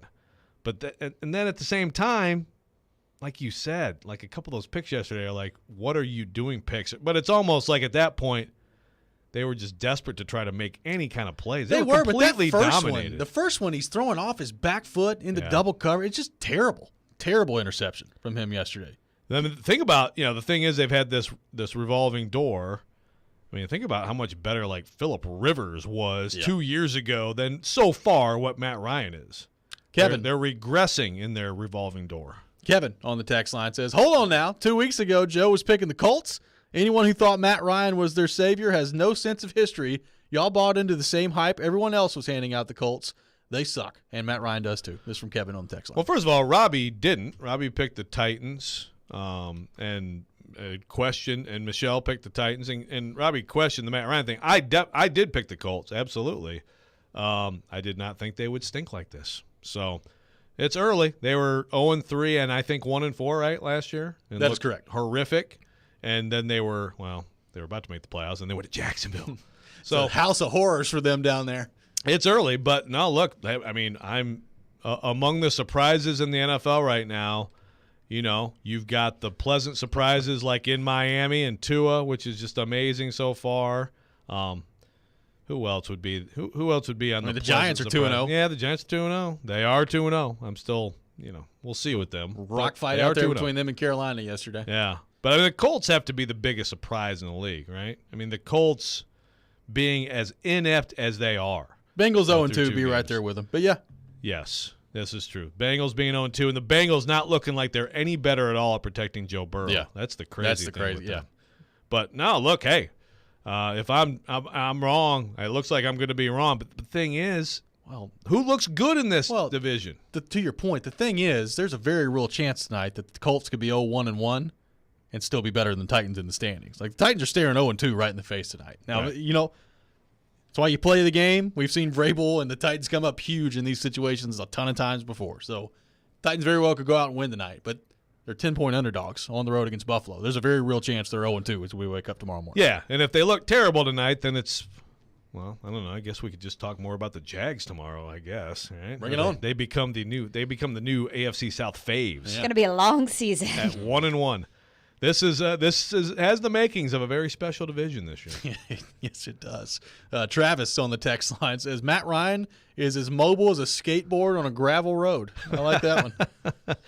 All right, we got another Colts fan, Jameson. I'm embarrassed as a Colts fan. I don't see them having a chance against the Chiefs next week. And if they lose week 4 against the Titans, Reich has to go. With the loss to Doug Peterson, it seems more like he was the QB whisperer in Philly, not Reich. Oh, that's an interesting point. They were together there, weren't they? They were. With Mr. Wentz, who, by the way, didn't look good most of yesterday against the miserable, pathetic Lions. Well, it's the NFL. I think they're at home against Kansas City. They could very well win that game. So we'll see what happens on that front. But I mean, I'll definitely be picking Kansas City to win the game. You could be 0-3 coming into, there's a very real chance, not to get too far ahead of ourselves here, but there's a chance in week 4 when the Titans and Colts play each other in Indy that the Titans are 0-3 and the Colts are 0-2-1. My goodness. Someone has to win, although they could tie again. They could tie. They could. And I know the Raiders, they're 0-2 right now, but the Raiders could absolutely beat the Titans. Absolutely. I'm not saying it's going to happen, but there is a very real chance that the Colts and Titans could be winless heading into that game. I think the Titans are going to give the Bills a game tonight. I think it's going to be tough for them to win. We're very likely going to be talking about 0-2 Titans, 0-2 Raiders. You can't get to 0-3. You want to talk about percentage of making the playoffs at 0-3? Not good. Yeah, and then, yes, you could absolutely be 0-3 going to Indy. One of the things that stood out to me yesterday, and I know a lot of this is because it's the way the game played out and they were down from the jump. But I remember back to the conversation we had with Bob Kravitz a few weeks ago. And he talked about maybe the Colts not wanting to rely as heavily on Jonathan Taylor this year at 24 years old or however old he is. I mean, yesterday he had 9 carries for 54 yards. I understand you're down in the game. There's never a situation where Jonathan Taylor should have 9 carries. Well, it's almost like, honestly, we ripped Todd Downing / Vrabel about the predictability of Derrick Henry, but, man, at least they give their best player a chance to, make plays. Yeah. Frank Reich is a little bit too much the other way, right? They're not going to guess this. Yeah, sometimes just go ahead and give him the ball. Speaking of Bob Kravitz, let me just really quick read his lead. I'm just really enjoying reading my coworkers today on the Colts. Quote, when the Colts urinated down their legs last season with a playoff berth on the line, it was generally accepted that it was largely Carson Wentz's fault. About that, no more Wentz slander. It was cheap and wrong-headed.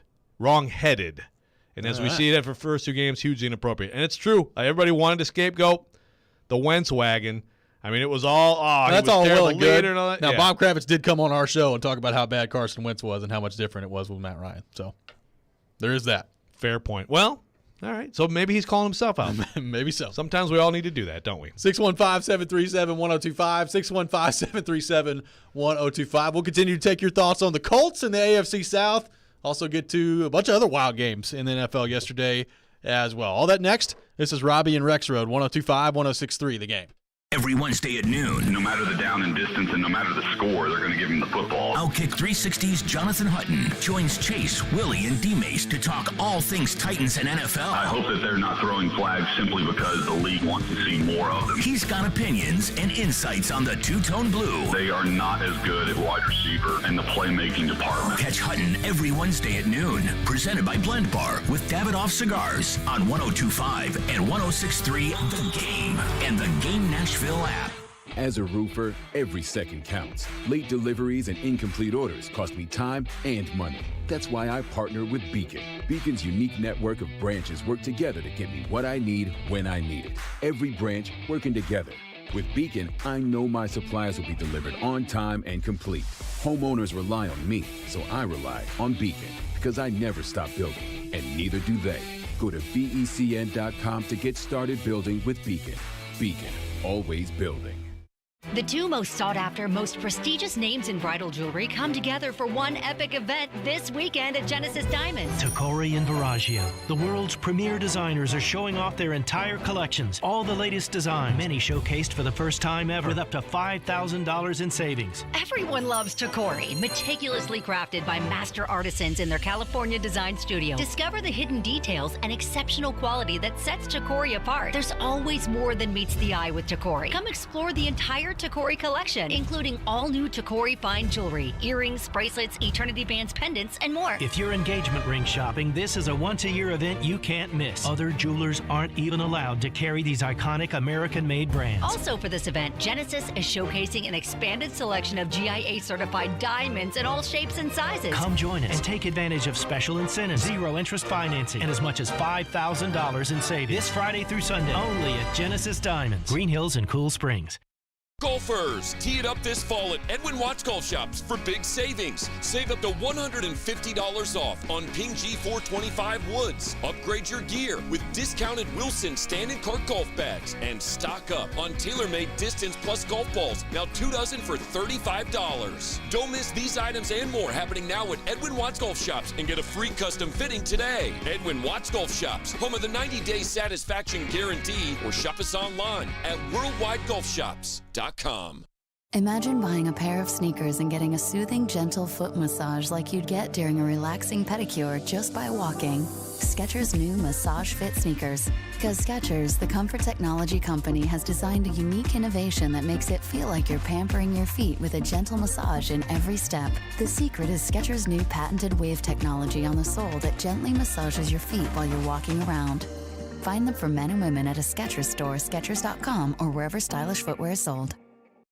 On the south side, we got 6 poly panels, and please make sure they're flush. Kwame is converting everyone on the block to solar power. Please get a crew to wrap up 202 South Duane. He needs more certified installers before the sun sets on his business boom. But let's pick up the pace. We got a long day. Indeed can help him hire great people fast. I need Indeed. Indeed you do. We instantly connect you with quality candidates whose resumes on Indeed match your job description. Visit Indeed.com/credit and get $75 towards your first sponsored job. Terms and conditions apply. Chase McCade. You get a little fired up for that. Pads start popping. Willie Donick. And you're just thinking, this guy's unbelievable. And Derek Mason. Now I got to run a little bit faster so I don't get hit. Chase, Willie, and D-Mace. Weekdays from 10 to 2 on Nashville's best sports talk, 102.5 and 106.3 The Game and The Game Nashville app. You're listening to Robby and Rexrode on 102.5 and 106.3 The Game and on The Game Nashville app.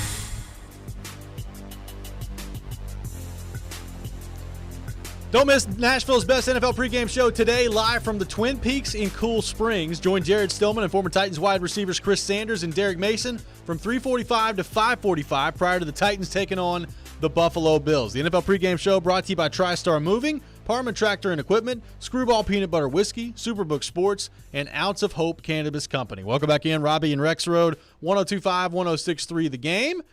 Taking your thoughts on the Colts on a wild day of NFL football yesterday. The Colts fall to 0-1 after losing 24-0 to the Jags. So We talked about the I almost said Greg Allman. It wasn't Greg Allman. It was Michael DeRocco on Friday. The tweet that he said the Jags are 5-30 in their last 35 games. 3 of those wins coming against the Colts.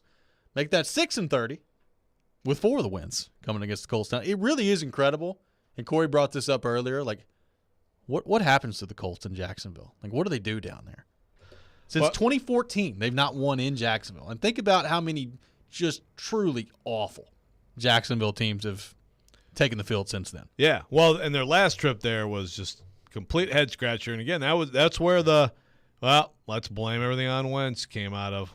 And there was a lot of stuff about Wentz in the locker room or whatever and that week and all that. But I think that the what the heck happened yesterday is that a better football team kicked the crap out of a lesser football team. I mean, there was no smoke and mirrors in this one. This was not some weird, it was pretty much domination start to finish. So what does that mean? Is it really mostly a commentary on the Colts? I think I would give it more than 50%, but I think it's also a bit of a commentary on I like Trevor Lawrence a lot, man. I like how he played yesterday. I like where things are going for him. I was going to say, everybody's been waiting on kind of the light bulb to turn on for Trevor Lawrence. I thought he was okay against Washington in the first game, and then he threw a pretty bad pick at the end of the game. He was lights out yesterday. 25 of 30, 235 yards, 2 touchdowns. And there were so many people tweeting yesterday about, wow, look what Trevor Lawrence looks like with Urban Meyer not down there ruining the whole thing. I mean, I think we knew that was going to be the case to some degree this year, but yesterday was, I think, a pretty good reminder of, okay, that guy's got some special tools at his disposal, and he was really, really good yesterday. Yesterday around the NFL, with 2 guys in particular, was a reminder that, yes, they could both be really good. And, I mean, a lot of people have given up on Tua, but he was astoundingly good yesterday. By the way, 13 for 17, 199, and 4 touchdowns in the fourth quarter at Baltimore. With those receivers, but also Trevor Lawrence. You mentioned the stats. That doesn't include an absolute dime he threw that wasn't complete in the end zone, but it was one of those throws that you're just like, whoa, man. Yeah. And the way he's moving right, he's I mean, there's a little bit of, like Josh Allen kind of just big, physical, tough to bring down when he breaks the pocket and can pick up some yardage with his feet. He's interesting. They're interesting. But at the same time, how can the Colts just get trounced like that? How could they be? They have been, Matt Ryan got hot a little bit, and they actually had a late drive at Houston that was really all Jonathan Taylor. So for about 6 minutes of football, they looked like a NFL team. Yeah. And other than that, for let me do the math on that. About 114 minutes of football, they've looked like absolute cheeks, like terrible. Well, toss in a 10-minute overtime too. Well, that's true too. That's right. They have subjected us to more than 120 minutes of their football. They have. God. It's been quite the start to the season. You brought up Tua. What a game yesterday in Baltimore. Miami wins 42-38. Looked like that game was over. I mean, Ravens were up 28-7. Lamar was doing whatever he wanted to do. He hit Rashad Bateman for a long one in that game. He took off for a 75-yarder himself in that, or 79-yarder himself in that game, and it looked like Baltimore was about to cruise to victory. And then Miami just decided they're going to keep throwing the ball left and right to Tyreek Hill and Jalen Waddle. It's a pretty good strategy for the Dolphins. They win 42-38. Tyreek Hill, 11 catches, 190 yards, 2 touchdowns on 13 targets. And Jalen Waddle, 19 targets yesterday, 11 catches, 171 yards, and 2 touchdowns as well. Those two are and are going to continue to be a problem for the opponents as they go through the course of this year. Tua looked great yesterday. Yes, he can throw down the field. Yes, last year he had a bad offense, and he basically just checking down all the day. He can throw down the field. Anybody who saw him play at Alabama knows that he has tremendous arm talent. And I love the way he moved around and made plays. I did not love the way the Ravens decided not to cover Tyreek Hill down the field a couple times. That was weird, but, man, that's a really fun, interesting team. I mean, the biggest surprises through you'd have to go Colts being this bad, Dolphins being 2-0, the way that they have become 2-0. What else? I guess the Giants. I'm still a little bit like they had a kind of a weird fluky win here, and I think the Panthers. I think the Panthers are about to get another coach fired here soon. I think the Panthers are terrible. I mean, the Bengals being 0-2 is a big surprise. That's in your top 3 of surprises so far. You know, they got beat by Cooper Rush yesterday as the starting quarterback of the Cowboys, who, by the way, he looked pretty good. He did out look there pretty yesterday. good. So shout out to Cooper Rush. But, yeah, I mean, the Colts, the Bengals, they got to be on the short list of surprises that we've seen thus far in the league. I mean, I guess depending on who you ask, the Raiders, but although, you know, they played the Chargers the first game. Let one get away from them yesterday for sure, but I still think they're going to be formidable as the season goes on. But Colts are turning heads the wrong direction, no question about it so far as the season has gone on. So great games yesterday. We talked about Miami and Baltimore. There was a rock fight in New England or in Pittsburgh between the Patriots and the Steelers yesterday. The Patriots win that one. One of the games of the day outside of the Dolphins-Ravens was that Raiders game. Raiders look like they had it all sealed up, and the Cardinals come back. They score a touchdown and a 2-point conversion to tie things up as time expires in the fourth quarter, and then they win it on a fumble return for a touchdown in overtime. Kyler Murray, you know, we've made fun of him a lot here on this program because of the independent work study clause and playing video games and all that stuff, and it's been fun to do that. He made some special plays yesterday in that second half. Yeah, no, the ability to extend plays and make ridiculous throws and runs, man. I mean, the Raiders should be 1-1. The Browns and Ravens should both be 2-0. Yeah. 3 astounding blown games all in the same conference yesterday, leaving 2 unbeaten teams. No, I'm sorry, 3, but if the Titans get the Bills, that'll leave only the Dolphins and Chiefs as unbeaten in this conference. Yeah. Which is absolutely just gold for the NFL. They love it. That's exactly what they're looking for. No question about it. I mean, the Rams, they take down the Falcons yesterday, 31-27. It was a blowout. It was 28-3 at one point, and then Marcus started leading them back. They got back in the game, but ultimately they fall just short. I think in all seriousness with him, I think he's been okay through 2 weeks. I wonder how long that's good enough, especially if they keep losing, to hold on to the starting job. Like, I think at some point you're going to see Ritter this year eventually. I wonder how long Marcus can hold that off. Yeah, he certainly, I don't think, has been the problem, except for he's made a couple critical mistakes, which, hey, that's the difference between winning and losing a lot of weeks. I mean, they certainly, they should be 1-1 right now after that loss. I don't know. It may be once they're punting on the season that they make the move, but I'm sure Falcons fans will want earlier. I think he's looked okay. And then a tough one yesterday. Trey Lance goes down. Jimmy G comes in. Trey Lance out for the season with an ankle injury. So it's going to be the Jimmy G show once again in San Francisco. They win yesterday 27-7 against the Seattle team. It's just not good. It's kind of amazing Denver found a way to lose that game. Denver might be bad. They might not be good. Denver might be like the clear last-place team, although I know the Raiders are 0-2 right now, but they look clearly like the fourth best team in that division. Tough news on Trey Lance. That's brutal, and obviously it worked out well for them to have Jimmy G ready. There's a four-way tie for 1-1 in that division right now. Coming up next, we'll get into the a little college football over the weekend. The Vols, a big win against Akron. And a bigger weekend coming up in Knoxville this week as well. And a big one for Vanderbilt over the weekend as well. All that ahead. This is Robby and Rexrode, 102.5, 106.3, The Game. You love the game. Predators win it in overtime. Touchdown, Tennessee. We live the game. My quarterback needs me to step up. He can make a defense pay. We are. We got pass rushers. Checkered flag in the air. Awesome game 7. What a stop made by UC Sarah. The Game.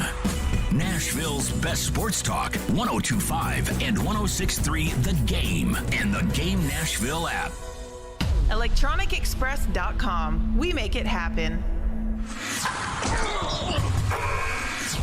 A fun day in DeKalb. This is the Commodore Report. I'm Kevin Ingram. Vanderbilt football heads into SEC play 3-1 after an impressive second-half stretch and a 38-28 win at Northern Illinois Saturday. The Commodores trailed 28-14 early in the third and then scored 24 unanswered points, including 3 touchdowns in a 5.5-minute span. Freshman A.J. Swann passed for 255 yards and 4 TDs in his first career start. One of them a key fourth-down scramble and pass to Ray Davis for a score to ignite the comeback. I think that helped with momentum. I mean, obviously that was just kind of making the play happen, which sometimes you got to do. You got to improvise, but we can't rely on that every game. Receiver Will Shepard caught 10 passes for 171 yards, highlighted by a quick strike 31-yard touchdown to tie the game after a fourth-down stop by the defense, and then Shepard again, 13 yards for the lead. We knew we had to just go out there and just keep playing our football, our brand, like he said, our identity, and we're just taking what they're giving us every time. So the first third of the season is done, and conference play begins with a tough one, a trip to number 2 Alabama this week. A tough beginning to the SEC schedule for Vanderbilt soccer, following 2-1 to LSU on Sunday in Nashville, the first defeat of 2022 for the Commodores. The Tigers scored in each half. Vandy's only goal was on a beautiful blast by Peyton Cutshaw in the 39th minute. And baseball and hockey come together tonight at Hawkins Field. The Smashville Showdown begins at 6, and we'll have Commodore Hour live from the ballpark. That is the Commodore Report on 102.5 The Game and 94.9 The Fan. Hey, Robby Stanley here, and football season is underway, so now is the perfect time to download FanDuel, America's #1 sportsbook, because right now new customers get a no-sweat first bet up to $1,000. That's free bets back if your first bet doesn't win, and sign up with promo code ROB. That's all you got to do. The Titans, off to an interesting start so far this season. They've got college football as well, so all sorts of football options for you. I'd probably look at the Buffalo Bills most weeks on the money line, but that's just me. You take it any way you want to take it, all on an app that's safe, secure, and super easy to use, the FanDuel Sportsbook app. So sign up today with promo code ROB for your no-sweat first bet. Once again, that promo code is ROB. Make every moment more this season with FanDuel, official sportsbook partner of the NFL. Must be 21 or older and present in Tennessee. First online real money wager only. Refund issued as non-withdrawable free bets that expires in 14 days. Restrictions apply. See terms at sportsbook.fanduel.com. Got a gambling problem? Call the Tennessee Red Line at 1-800-889-9789. Listen to Stillman & Company with me, Caroline Fenton, all season long on ESPN 102.5 The Game for your chance to win Nashville Sounds tickets courtesy of 312 Pizza Company in Germantown. From the Hillside Medical Game Studios, WPRT-FM Pegram, WPUC HD2 Laverne. Chase Elliott scores the win in the Ally 400 at the Nashville Super Speedway. Nashville's exclusive home for NASCAR. 102.5 and 106.3. Terang, it's a high fly ball. We got pass rushers. Awesome game. Checkered flag in the air. The Game. A Cromwell Media Station.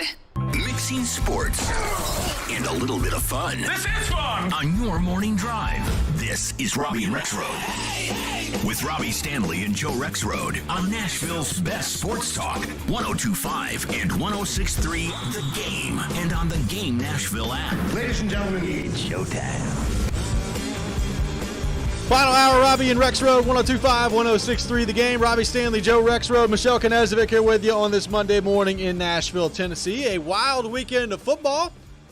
We'll take your thoughts on all of it. 615-737-1025, 615-737-1025 on our phone and text lines, driven by WilsonCountyHyundai.com.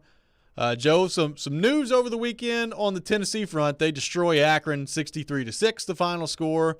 But College Game Day coming to Knoxville, Tennessee this upcoming weekend for Tennessee and Florida. So Tennessee moves up to number 11 in the AP poll, just outside of the top 10. And they've got College Game Day coming to town. I thought it was going to lose a little bit of luster because Florida was struggling with South Florida for a little while, but they find a way to hang on and win. And you'll have a 2-1 Florida team against an undefeated Tennessee team coming up on Saturday. We'll have all week to really break down and dissect that matchup, but should be a pretty cool scene with College Game Day in town coming up in Knoxville on Saturday, and I'm interested to see how the Vols handle that.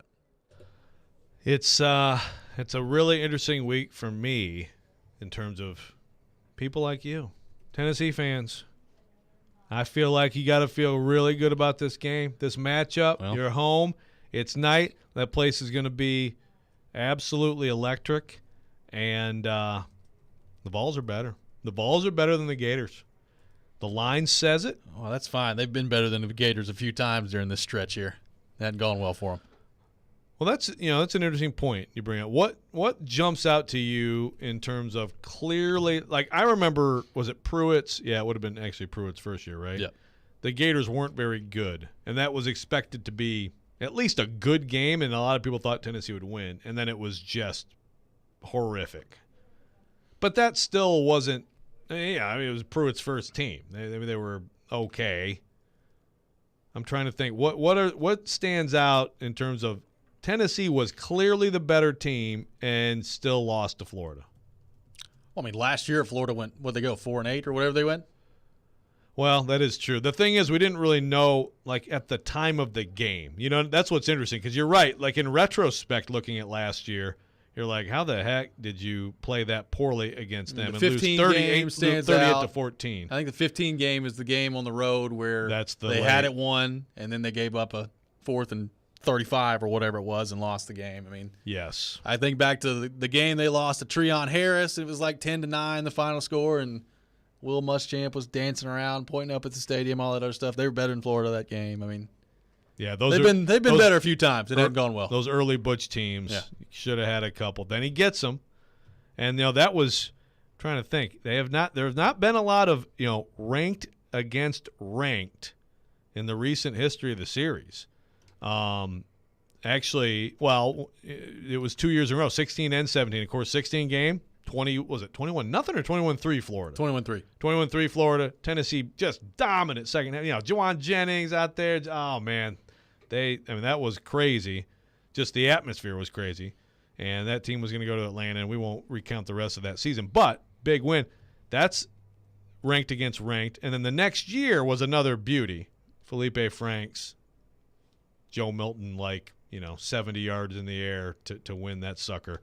But it was great. That was also the Butch, first and goal at the 1. Let's go shotgun and completely botch this and get penalties and stuff, 6 plays to botch it and still botch it. That's the last time both of these teams were ranked entering this game. Yeah, it hasn't happened very often over the last 15, 20 years. I mean, it used to be kind of the standard game in the SEC in the mid to late 90s, early 2000s, and it certainly has not been that in a long time. I mean, look, on FanDuel, Tennessee's a 9.5-point favorite. They're going to be picked by most people to win this game. It is interesting, though, just the history of this rivalry. And we've talked about it. Josh Heupel's been around for one of these. A lot of these players, they don't care what happened between Tennessee and Florida in 2009. But I can guarantee you, starting today at Josh Heupel's press conference, they're going to get a whole lot of questions about, Florida's won 16 in the last 17, Coach. What do you think about all that? And that's just going to be a talking point all week, and sometimes teams respond to that well, sometimes they don't, and I'm interested to see how this Tennessee team handles that. With as much experience as they have, particularly on the offensive side of the ball, with their quarterback and with their wide receivers, I think they should handle it well, but we'll see. And also, we haven't even gotten the injury front. Jabari Small left the game on Saturday, didn't come back. Cedric Tillman left the game at the half as well, did not come back.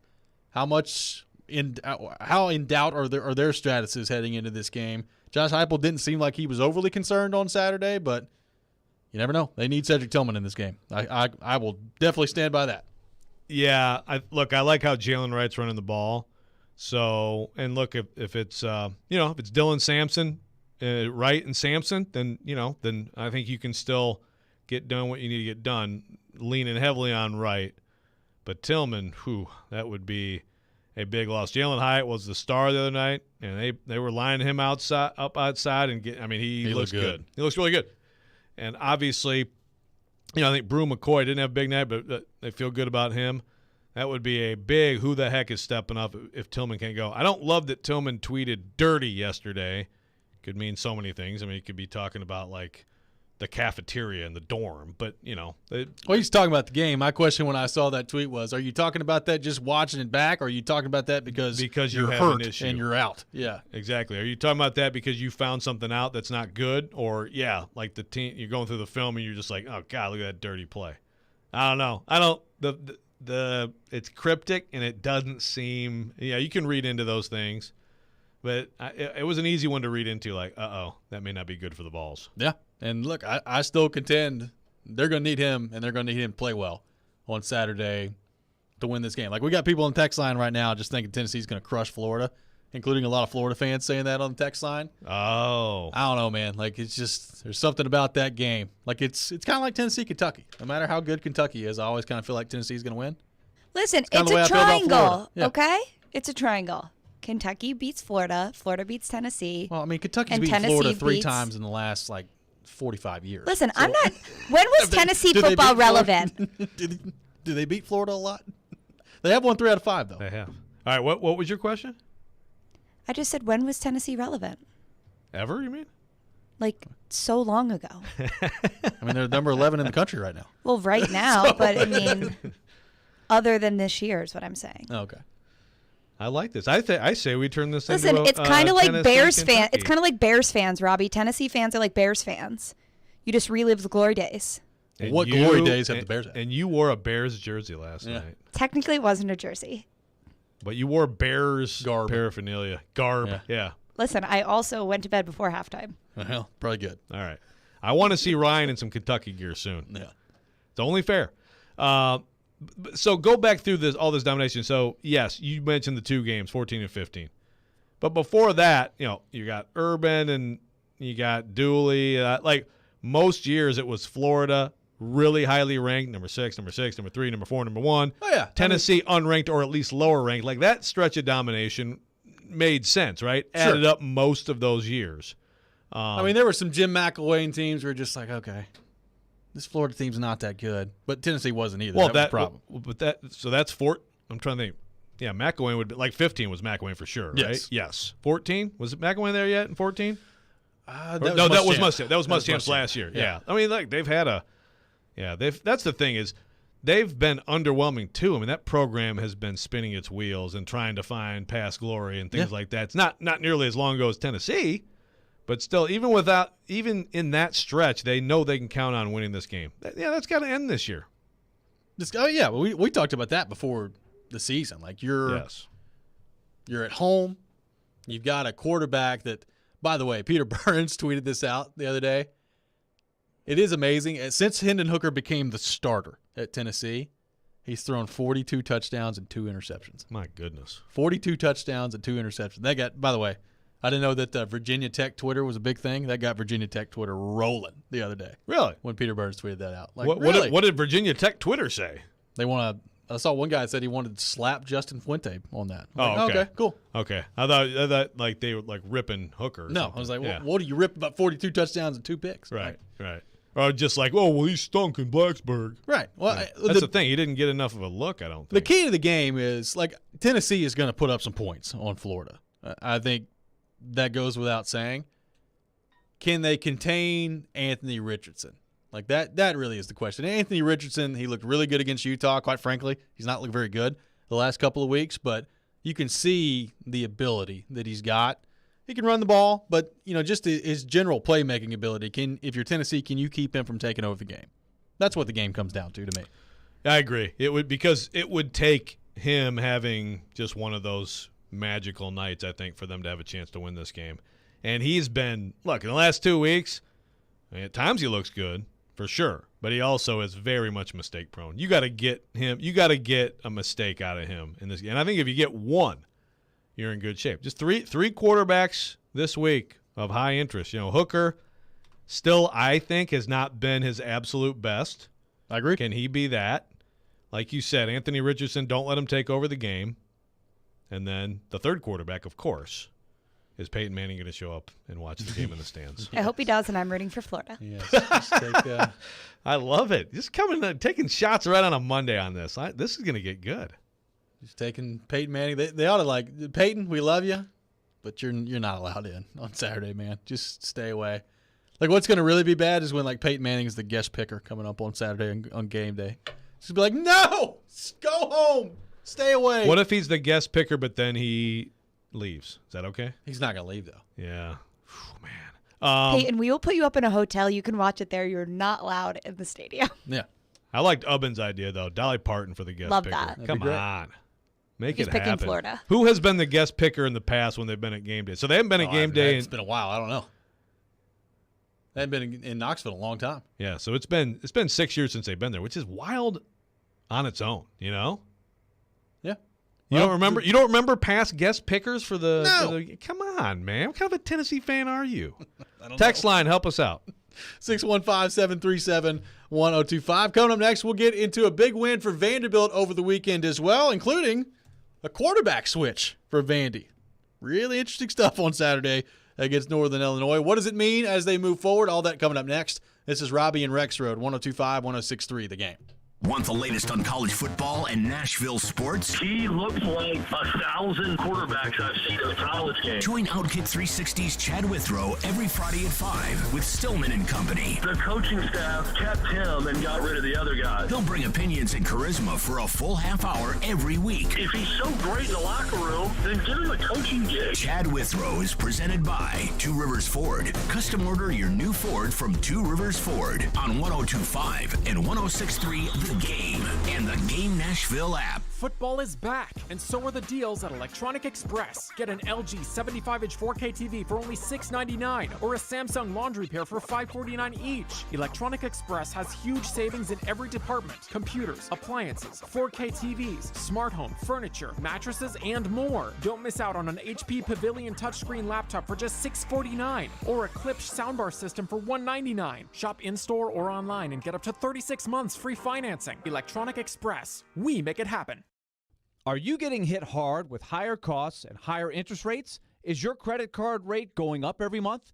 Hey, Willie Donick, how'd you like to wipe out those credit cards before the holidays? Call Loan Pronto. Your home equity can rescue you right now. Your home's value is still way up, and there's a ton of cash that you can get. Loan Pronto specializes in zero-cost cash-out home refis. Get tens of thousands in as little as 2 weeks. Pay off credit cards and consolidate everything into one super low payment. People who do this usually cut around $800 from their monthly budget. And even if your home mortgage rate goes up a little bit, it's offset by your credit card rate going to zero. When rates come back down, Loan Pronto will refinance you again for free.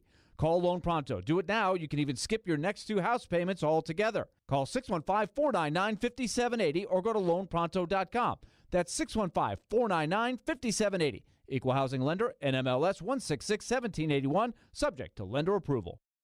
Bar Lines in the Omni Nashville Hotel. Hey Nashville, it's Chef Philip at Bar Lines at the Omni Hotel. Come try our new hot dog burn ends. Nathan's all beef hot dogs smoked over pecan wood, tossed in honey sriracha barbecue, topped with a cool crema and crisp spring onions. One of my favorites. Attending an event downtown? Dine at Bar Lines in the Omni Nashville Hotel. Get in zone, AutoZone. Welcome to AutoZone. Thinking about gas mileage? If your check engine light is on, it may be affecting your MPGs, but the free AutoZone Fix Finder service can help. With the most complete free warning light report backed by technician-verified fixes, you'll know what's affecting your gas mileage and more, and you don't have to drive too far to find the fix. The free AutoZone Fix Finder service is available at all 6,200 stores. Get in zone, AutoZone. See details at AutoZone.com. We want to hear from you. Thanks for taking the call. Join the conversation. Call or text at 615-737-1025. Driven by WilsonCountyHyundai.com. We may now begin our day. You're listening to Robby and Rexrode on 102.5 and 106.3 The Game and on the Game Nashville app.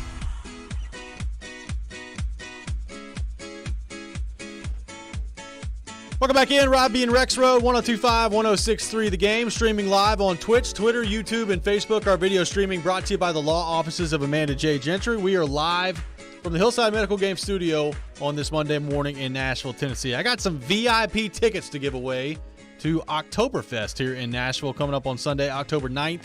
And you got access to the VIP area as well. Be caller number 5, 615-737-1025, 615-737-1025. Caller number 5 will win a pair of VIP tickets to Nashville's Oktoberfest coming up on Sunday, October 9th, 615-737-1025. Joe, a big win for Vanderbilt over the weekend. They win 38-28 on the road at Northern Illinois. They improved to 3-1 on the season, so the preseason win total of 2.5. Just go ahead and check that off. See ya. Vanderbilt, they are over on the preseason win total already before conference play begins. And the story of the day was A.J. Swann. Vanderbilt, Clark Lee makes a change at quarterback. A.J. Swann, the starter for Vanderbilt, on Saturday against Northern Illinois, and he looked great in that game. He was all over the place, 4 touchdown passes for A.J. Swann. Will Sheppard looked very good as well, 10 catches, over 170 yards receiving, and 2 touchdowns as well. What did you make of that move for Clark Lee and Vanderbilt to make the quarterback switch? And obviously it worked for Vanderbilt in that game. What do you think it means as the Doors move forward here? Pretty impressive stuff from A.J. Swann on Saturday. Yeah, he was very good. It was a big surprise. Clark Lee said repeatedly last week, this is Mike Wright's job. He was on this program talking about that. And said after the game that it was after Wednesday's practice that he decided to make the switch. That I honestly can't remember that happening. I can't remember. Now I can remember open, still like, okay, it's an open competition, not sure, game time, take it all the way through the end of the week, splitting reps, stuff like that. I can't recall because, you get to the Wednesday practice. I mean, your Thursday practice is basically it's your last one of consequence. And a lot of schools, it's more like walkthrough on the Thursday practice anyway. Yeah. Friday is that's not a practice day. I can't remember a situation like that where you just if that's what it is, just as simple as, okay, the reps are normal and Mike Wright's getting the reps, and then, nope, we're switching after that practice. I've never heard of that, honestly. So it's a gutsy move. It's a high-risk move, and it's a surprising move because of how much they put into Mike Wright to be the quarterback this year. And they basically decided during spring ball, and I think that they were already leaning that way, but spring ball kind of reinforced this is Mike Wright's team. And no, now it isn't. Just like that, 3 games, 2 of which he played extremely well in. Yeah. 1 of which he did not play well. He made big mistakes, and they got nothing on the passing game. I tell you what, I saw enough of A.J. Swann in the preseason to think he's very talented. Also that he would make a ton of mistakes as a true freshman quarterback, and he may yet do that, but you can't. There's nothing you can argue with on how he played Saturday or how he has looked throwing the ball Saturday and going back to the mop-up time against Wake Forest. He's a gifted QB. He looked awesome on Saturday, and it's I had the Rob rant on Friday talking about Vanderbilt fans need to calm down, and it's Mike Wright's team and all that stuff. That aged well. Yeah, that lasted a day. I absolutely subscribed to your Rob rant, 100%. Clark Lee did not. Yeah, now he was A.J. Swann is the starting dunked on your quarterback Rob rant for Vanderbilt. The one thing that stood out to me, and not that he's been bad so far, but you've watched the game and even the Hawaii game. Like Will Sheppard had 2 touchdowns in that game, and I thought to myself, well, I know they're running the ball for 7,000 yards in that game, but they got in the ball, I think, 4 times in that game? It wasn't a whole lot. And we asked Clark Lee last week about, getting the receivers more involved, like guys like McGowan, guys like Sheppard. How do you get them more involved? Well, this move certainly did that with Sheppard. 10 catches, 171 yards, 2 touchdowns. He was awesome on Saturday. And that guy is – we had somebody ask earlier if, Sheppard can be an NFL player. I think for sure he can be an NFL player. Yes, 6'3", 200, moves like that. He can go up and just physically beat people for the ball. No, I think Will Sheppard is going to be playing on Sunday someday. I don't know if that's going to be next year. He's a third-year junior, but he's really good. Ray Davis is really good. Their offensive line dominated up front, as you would hope that you could do, and they were banged up. But they were, as you would hope that you could do against a MAC team. But again, you're talking about the defending MAC champs, a team that I think is going to be very good in that league this year too. The defense, as bad as you can be through 4 possessions, and then just flipped it around and made a bunch of plays. So I'd say overall, through 4 games, obviously 3-1 is probably about best case scenario. But overall, I'd say, it's just been it's been overachieving as a team through 4 games, and I think that South Carolina and Missouri, 2 games ahead on the SEC schedule, that Vanderbilt would have a chance to win. So where do you go from here? What does it mean from here? Because now you've made the switch to A.J. Swann. I mean, look, with the way he played Saturday, he's going to start against Alabama coming up this weekend. So we'll see how he performs there. But you do have Mike Wright that's played, other than the Wake Forest game, I think pretty well for Vanderbilt so far this year. Like Ken Seals is just – he's going to be somewhere else, I think, at this point when it comes to his place in the quarterback discussion. But, as you pointed out earlier, A.J. Swann was recruited by Clark Lee. Mike Wright and Ken Seals were not. Not that that means everything, but that is, I think, a factor when we start to talk about the quarterback room for Vanderbilt right now. Yeah. Yeah, no question. At some point that comes into play. Just didn't think it would come into play this early. I mean, this is, again, it's a really interesting situation. This is, now that I'm thinking about it, I'd love anyone to tell me if they can recall something like this where if it's as simple as Clark Lee laid it out Saturday, which is after Wednesday practice made the switch. That just doesn't happen much. Again, sometimes there are open competitions and you may go back and forth late in the week and like, okay, we're going with this guy, or someone's hurt or something like that. Someone told me that they saw Mike Wright limping a little bit, but I didn't hear any talk of that after the game. So it's a gutsy move. And of course, another thing I got from Vanderbilt fans after the game is, okay, who's coming to get A.J. Swann? Well, Nick Saban's going to get a good look at him on Saturday. Yeah, exactly. Like Bryce Young be gone after this year. There's one, and that's another thing I got. It's like, don't play him against Bama. Yeah. Don't play him against Georgia, which I took as like, don't get him hurt. Yeah. But maybe it's also like, don't let those guys see him, you know? Like they'll find him if they really want him. Yeah. I think we'd be like Aaron Murray in the Tennessee game. Just spend the whole broadcast talking about where the quarterback that's currently on a team is going to play next year. Yeah. Yeah.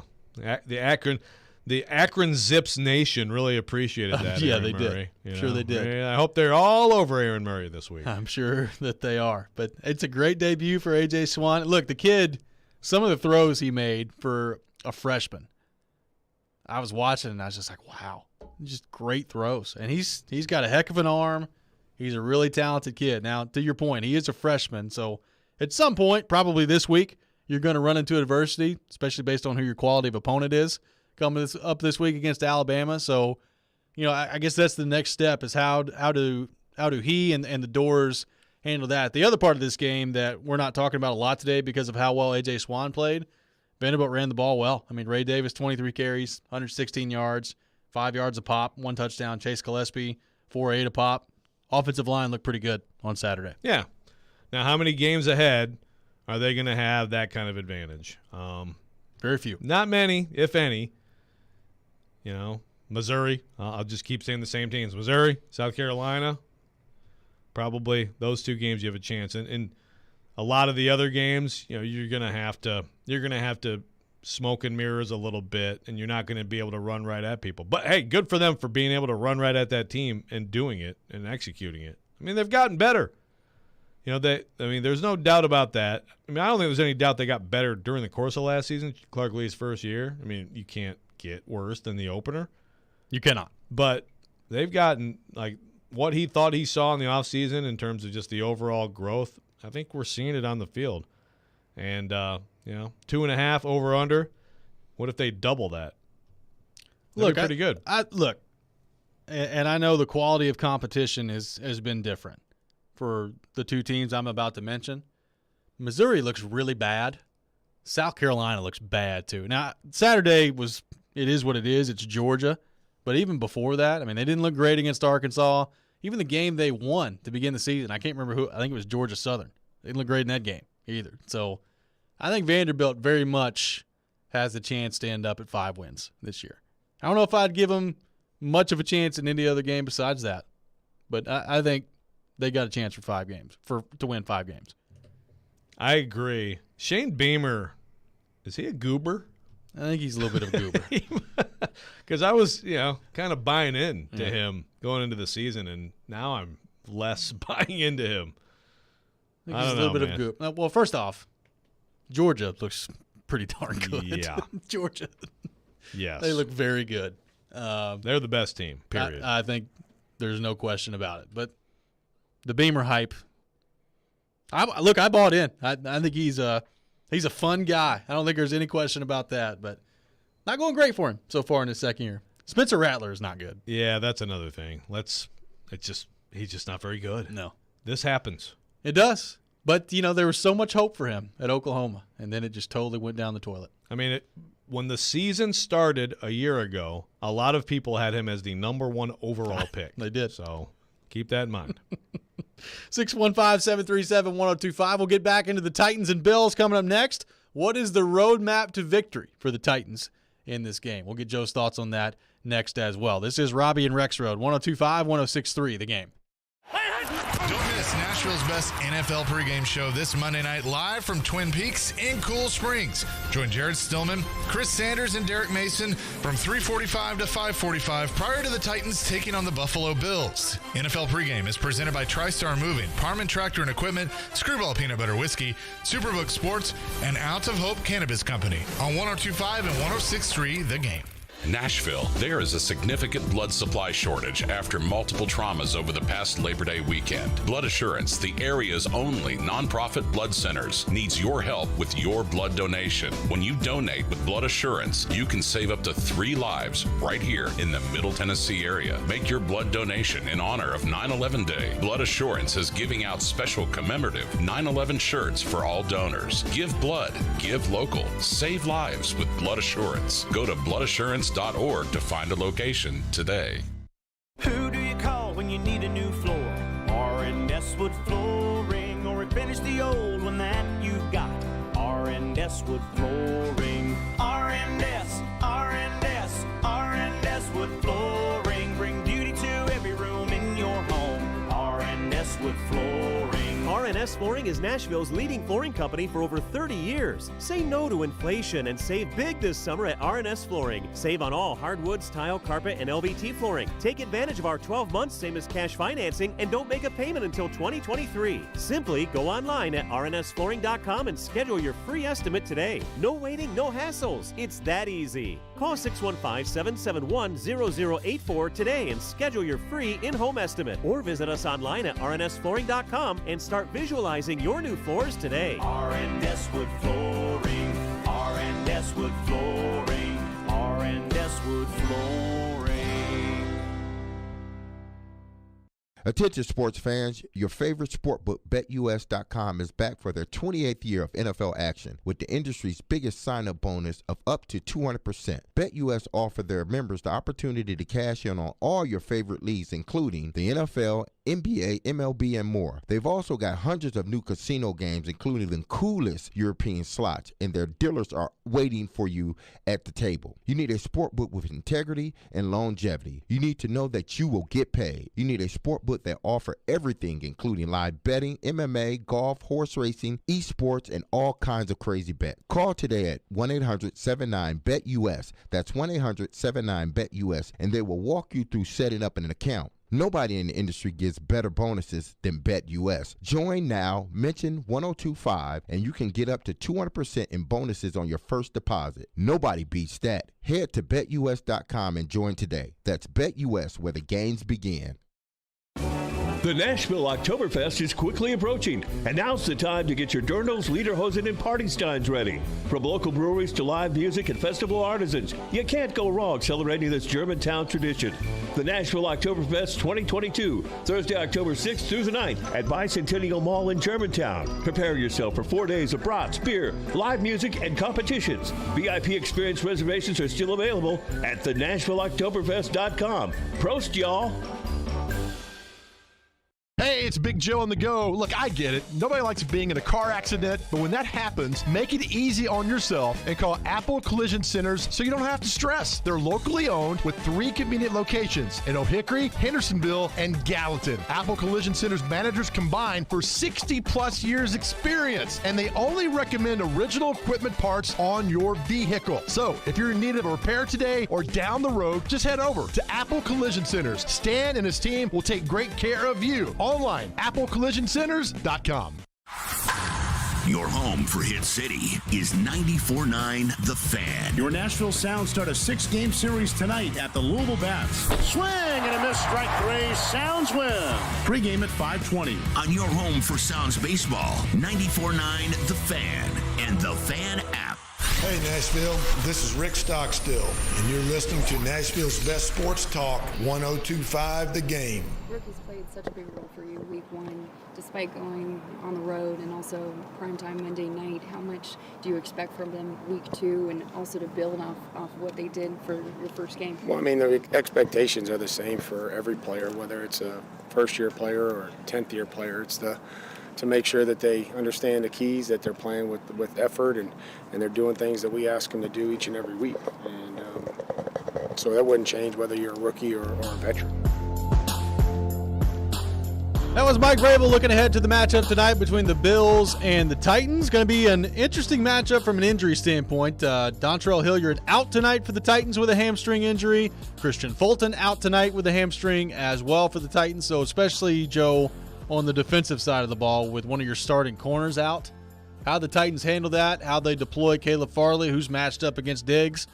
A lot of questions tonight on the defensive side of the ball at the corner position that I'm interested to see, but not a great start to have Christian Fulton out of the game tonight with a hamstring. And as we talked about last week, those hamstrings can linger. So hopefully he can get over that as soon as possible. But interested to see Buffalo tonight too. Gabe Davis got hurt late in the week last week, was limited on Saturday at Bills practice, and is questionable in this game with an ankle injury. So Gabe Davis has been a guy that, kind of had his coming out party in the AFC divisional game last year against Kansas City, which, by the way, I think you and me and about 5 guests that we've had in the last 3 weeks have called the Bills-Chiefs game the AFC title game, and it wasn't. Just want to point that out. But that is a good it was point. the divisional game, and Gabe Davis was really good in that game, and he has been a touchdown machine for Josh Allen over the last 6-7 games dating back to last year.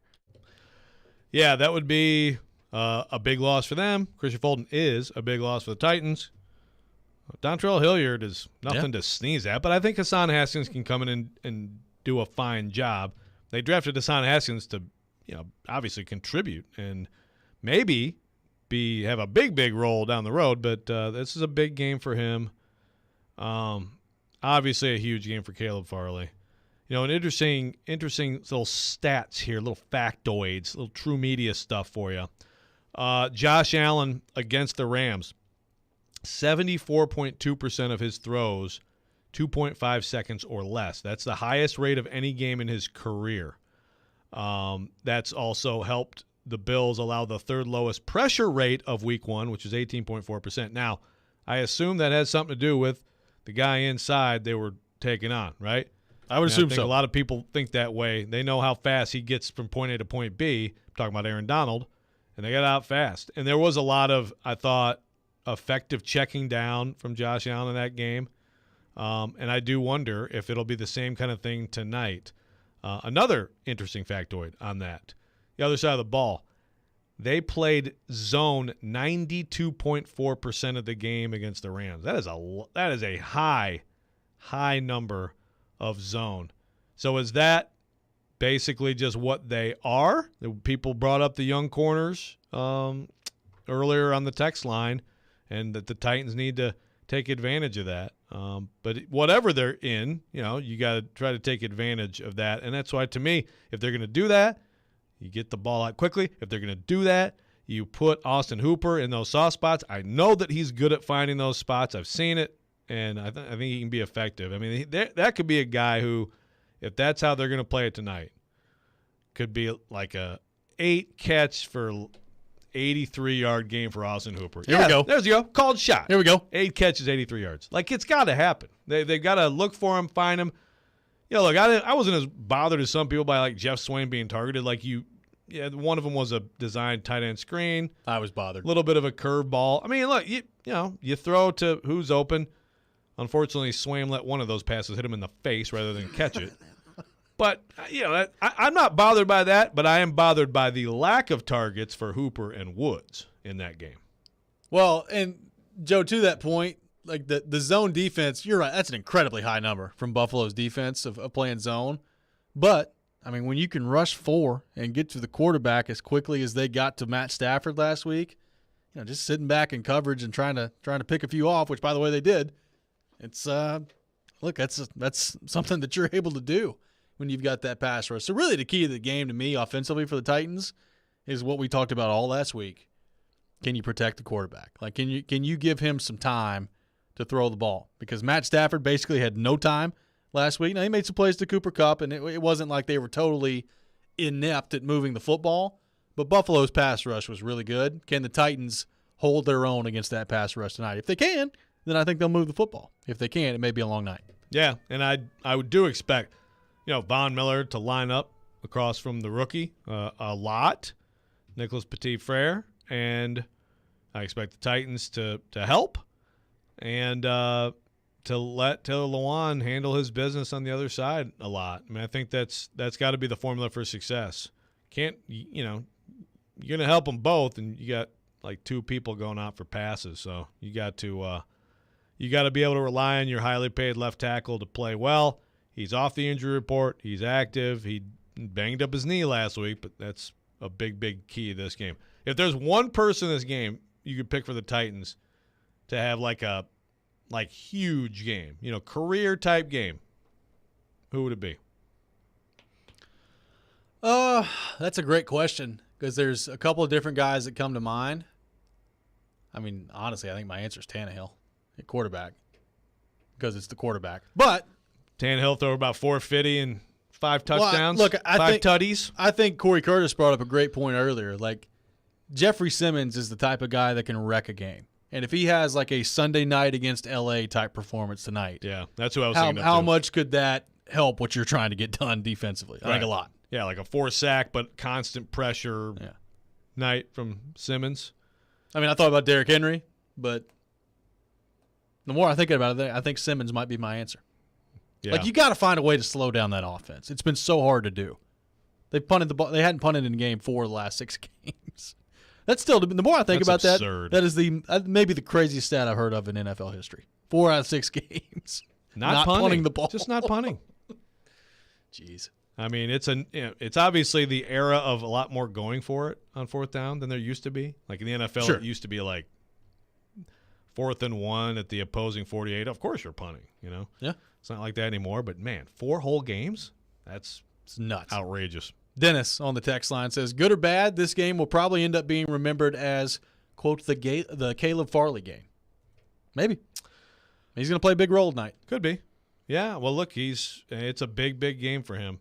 Now, I believe it was actually against them last year he got hurt, right? It was. But, even at that point, he was he was getting out there a little bit. They were banged up. I think they were missing Fulton in the last game, right? I think so. I think so. So Fulton misses this game, which is not good.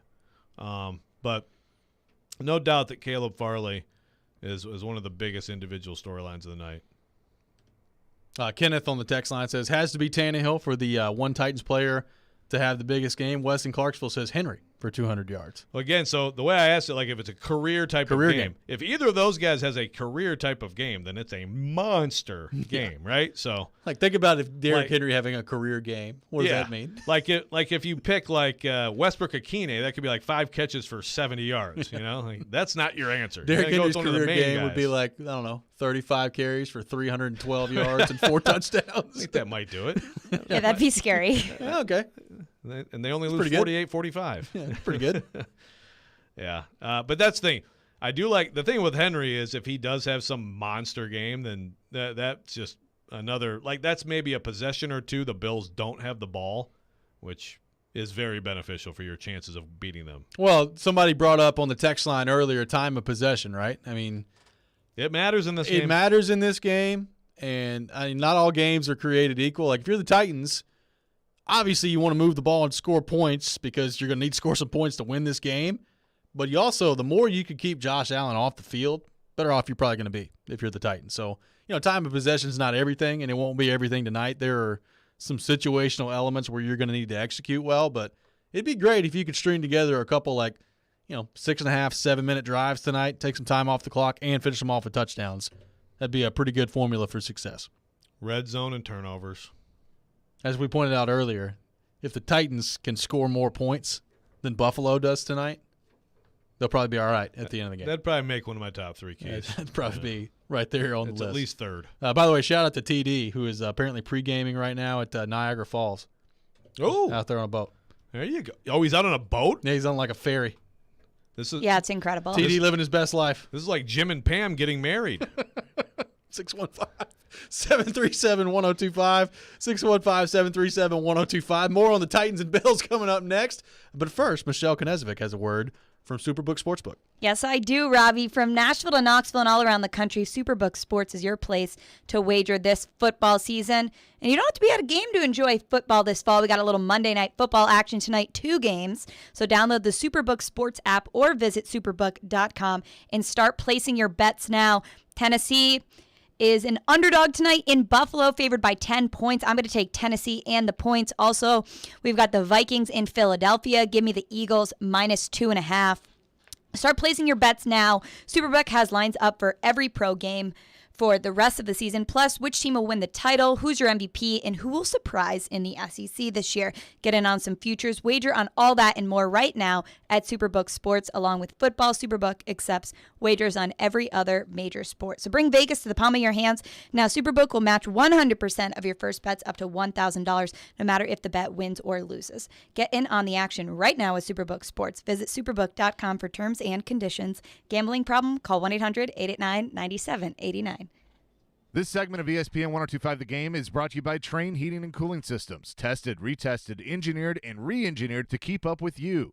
We run together. Visit traininfo.com to find your local independent train dealer. Traininfo.com. It's hard to stop a train. This is for the men who never settle, the ones who miss the fairway all day and still pull out the big stick, the type of guys who will always prefer to be behind the grill than in front of the camera, and the men who never let their friends forget about a high school nickname. This is the Lodge mentality. This is Twin Peaks. Who wants to settle for a single TV? With more TVs, bigger screens, plus our fabulous scenic views, there's more to watch at Twin Peaks. One of the best things to happen here over the last year is the arrival of QC Kinetics. Willie Donick here. QC Kinetics is helping people in our area get real, lasting relief from their joint pain with the latest in regenerative medicine. No drugs, no downtime, no steroids, no surgery. In fact, QC Kinetics has tripled in size. Now with clinics in Nashville, Clarksville, and Murfreesboro, one near you. So if you have pain in your knees, hips, shoulder, back, whatever joint it is, don't think steroids and surgery are your only options. Regenerative medicine treatments at QC Kinetics use natural biologics, healing agents from your own body. It restores and repairs the damaged joint tissue. Pro athletes have been doing this for years, and now it's available to you and me. So many people here have done this and are raving about how they got their life back without that nagging daily pain. Appointments are available as soon as next week, and the consultation is free. So call QC Kinetics and learn how modern precision medicine can help you deal with the pain caused by arthritis or injury without drugs or surgery. QC Kinetics in Nashville, Clarksville, and Murfreesboro. 615-249-4024 for the consultation. That's 615-249-4024 for QC Kinetics. The two most sought-after, most prestigious names in bridal jewelry come together for one epic event this weekend at Genesis Diamonds. Tacori and Baraggio, the world's premier designers, are showing off their entire collections. All the latest designs, many showcased for the first time ever, with up to $5,000 in savings. See the latest from Baraggio, handcrafted on Fifth Avenue in New York by true artisans with unmatched attention to detail and the highest quality standards. Baraggio is the only ring that can be customized for every woman's specific desires.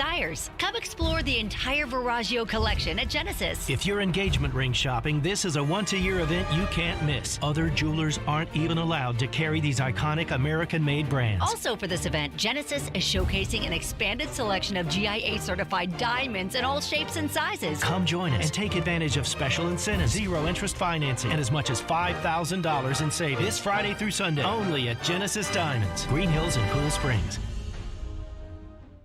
National Playmakers Academy with former Vols Buck Fitzgerald and James Stone, along with former Austin Peay Governor Vic Wright, offer one of the best football developmental organizations in the nation. MPA has over 30 NFL alumni, 800-plus college football scholarship signees, and 25 high school football All-Americans. If you have a student athlete in middle school or high school that is looking for the best football training and college football recruiting help around, contact National Playmakers Academy today, 615-456-2680, or email april.mpafootball@gmail.com.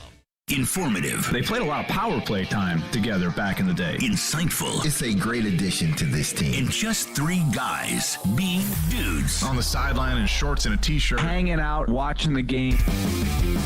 Chase, Willie, and D-Mace. Weekdays from 10 to 2. No such thing as bad press. On Nashville's best sports talk, 102.5 and 106.3 The Game. And the Game Nashville app. You're listening to Robby and Rexrode on 102.5 and 106.3 The Game and on the Game Nashville app. Welcome back in. Final segment of the day here on Robby and Rexrode, 102.5, 106.3 The Game. Robby Stanley, Joe Rexrode, Michelle Knezovic here with you on this Monday morning in Nashville, Tennessee, taking your final thoughts on the Titans and the Bills tonight. Monday Night Football, which, by the way, I think we've said this a couple of times. I'll repeat it now. I hate that they're doing 2 Monday night games tonight. Cannot stand what it. The heck? Going at this base. I mean, it's not the same time, but by the time the game starts for Minnesota, it will be at the same time. So, no, don't I like hate it. In fact, I don't even know what are the 2 networks. Is it ESPN and ABC? I believe so. Yeah. Okay. I believe so. No, don't make them conflict with each other. I'm excited about both of these games, and they do the double headers on Monday night sometimes, and that's fine. Once a year, but for the most part, well, Monday Night Football. Why is this week 2? Should this not be a week 1 thing? Yeah, when you're doing this, I don't know. They're trying different stuff. You know what they're headed toward. No, I know. They're headed toward just blanket coverage, every night. Not quite every night, but you know what I mean. Wednesday Night Football. Sure. Why not? Friday, 18 games. Friday Night Football. I agree with Big Joe. By the way, Big Joe Dubin. College, pros, stay away from Friday night. Yeah, can we stop with these weird college football games on Friday night? It won't stop, but I know. hate it. Garbage. But yes, tonight, so it is. It's ESPN and the Deuce for the Titans, ABC for the Vikings, Eagles. By the way, local feed here on Fox 17 as well. Has been pointed out on the text line. And no Manning cast. So Peyton hates the Titans. Yeah. He didn't do Titans Bills last year. Yeah, not what's doing up with Titans that? Bills tonight. Like Titans Bills is a pretty good Monday night game. They've done some awful Monday night games before. Does Peyton hate like Ryan Tannehill or I don't know. something? He doesn't want to comment on his. I mean, after last week, Peyton actually not being able to control his disgust for Nathaniel Hackett. Does he think that Eli will press him on how close he actually became to becoming a Tennessee Titan? Is that why he won't do it? I don't know. Maybe. Or is he already packing up the Winnebago and driving to Knoxville right now? I mean, there's that too. I hope not. Good gracious. Aaron on the text line says, I would like to see them let Tannehill run a few times. A couple of first down read options might help Henry get loose as well. It's from Aaron. They've not, I don't hate it. They've not been afraid in the past to let Ryan Tannehill take off every now and then. I would absolutely lean in on anything you can do with Tannehill's athleticism. How about a little Malik Willis? Trick play or two? Do you think we'll see him in a package tonight? No, I don't know. I vote no. Every week we're going to ask that question going into a game. I think at some point we'll see him this year in some sort of, I don't know if it'll be goal line, red zone, or whatever, but I think we'll see him at some point this year. I don't think it'll be tonight, but you never know. You don't know. I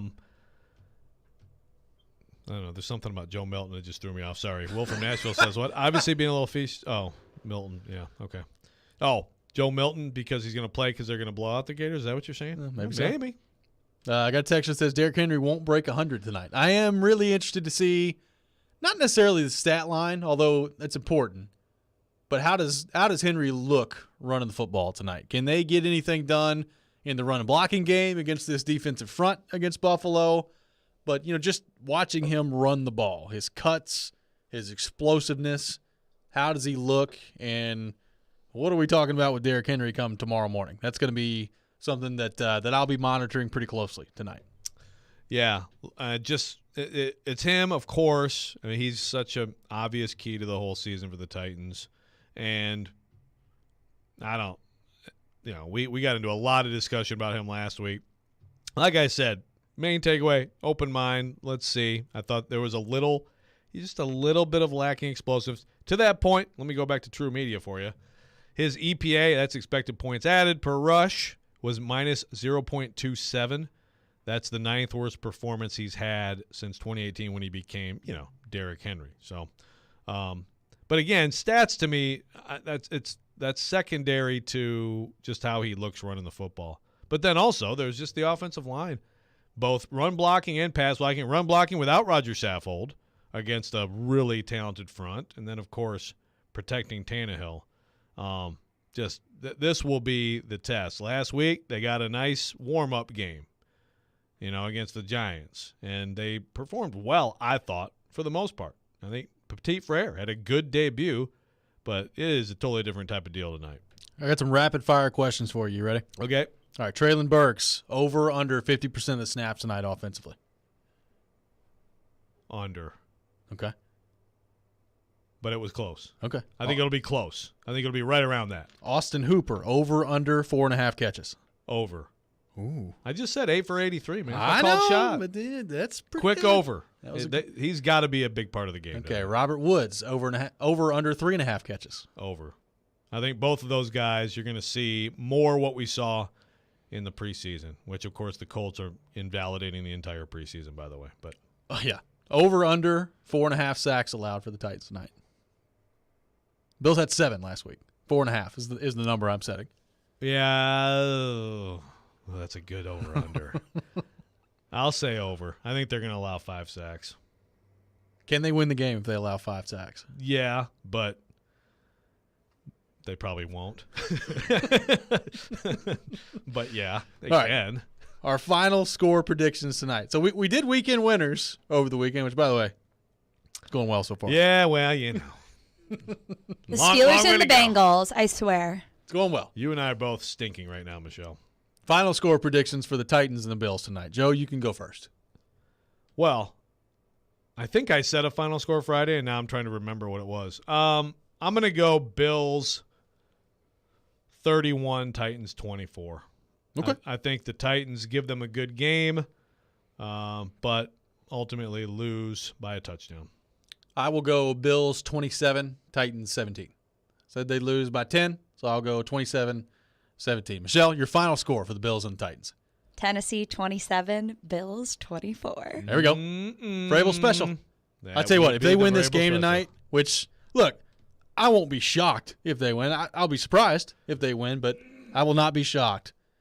The Vrabel special conversations that we're going to have tomorrow of just how does this continue to happen? It's going to be pretty awesome. It will be, but you know what else? If they do win this game, then all the Titans fans today who are laughing at the Colts, now you can really laugh at the Colts. Because you're kind of waiting for the other shoot it up on your team, right? Yeah. Your team wins this game, and really tomorrow should just be totally tripling down on ripping the Colts. By the way, there's I can't remember if it was Kiefer or who it was that pointed it out on Twitter. Frank Reich does have a recent contract extension that he signed, so. Jim Irsay, tear that. Jim Irsay's out there just buying. Tear that thing up. He's buying like Jimmy Page guitars for like $8 million. He doesn't care. That is true. That's going to do it for us today here on Robby and Rexrode. We'll be back 6 a.m. tomorrow to recap the Titans and the Bills. Looking forward to some Monday Night Football tonight. Chase Willie and D-Mace up next. This is 102.5, 106.3, The Game. You watch The Game. He scores!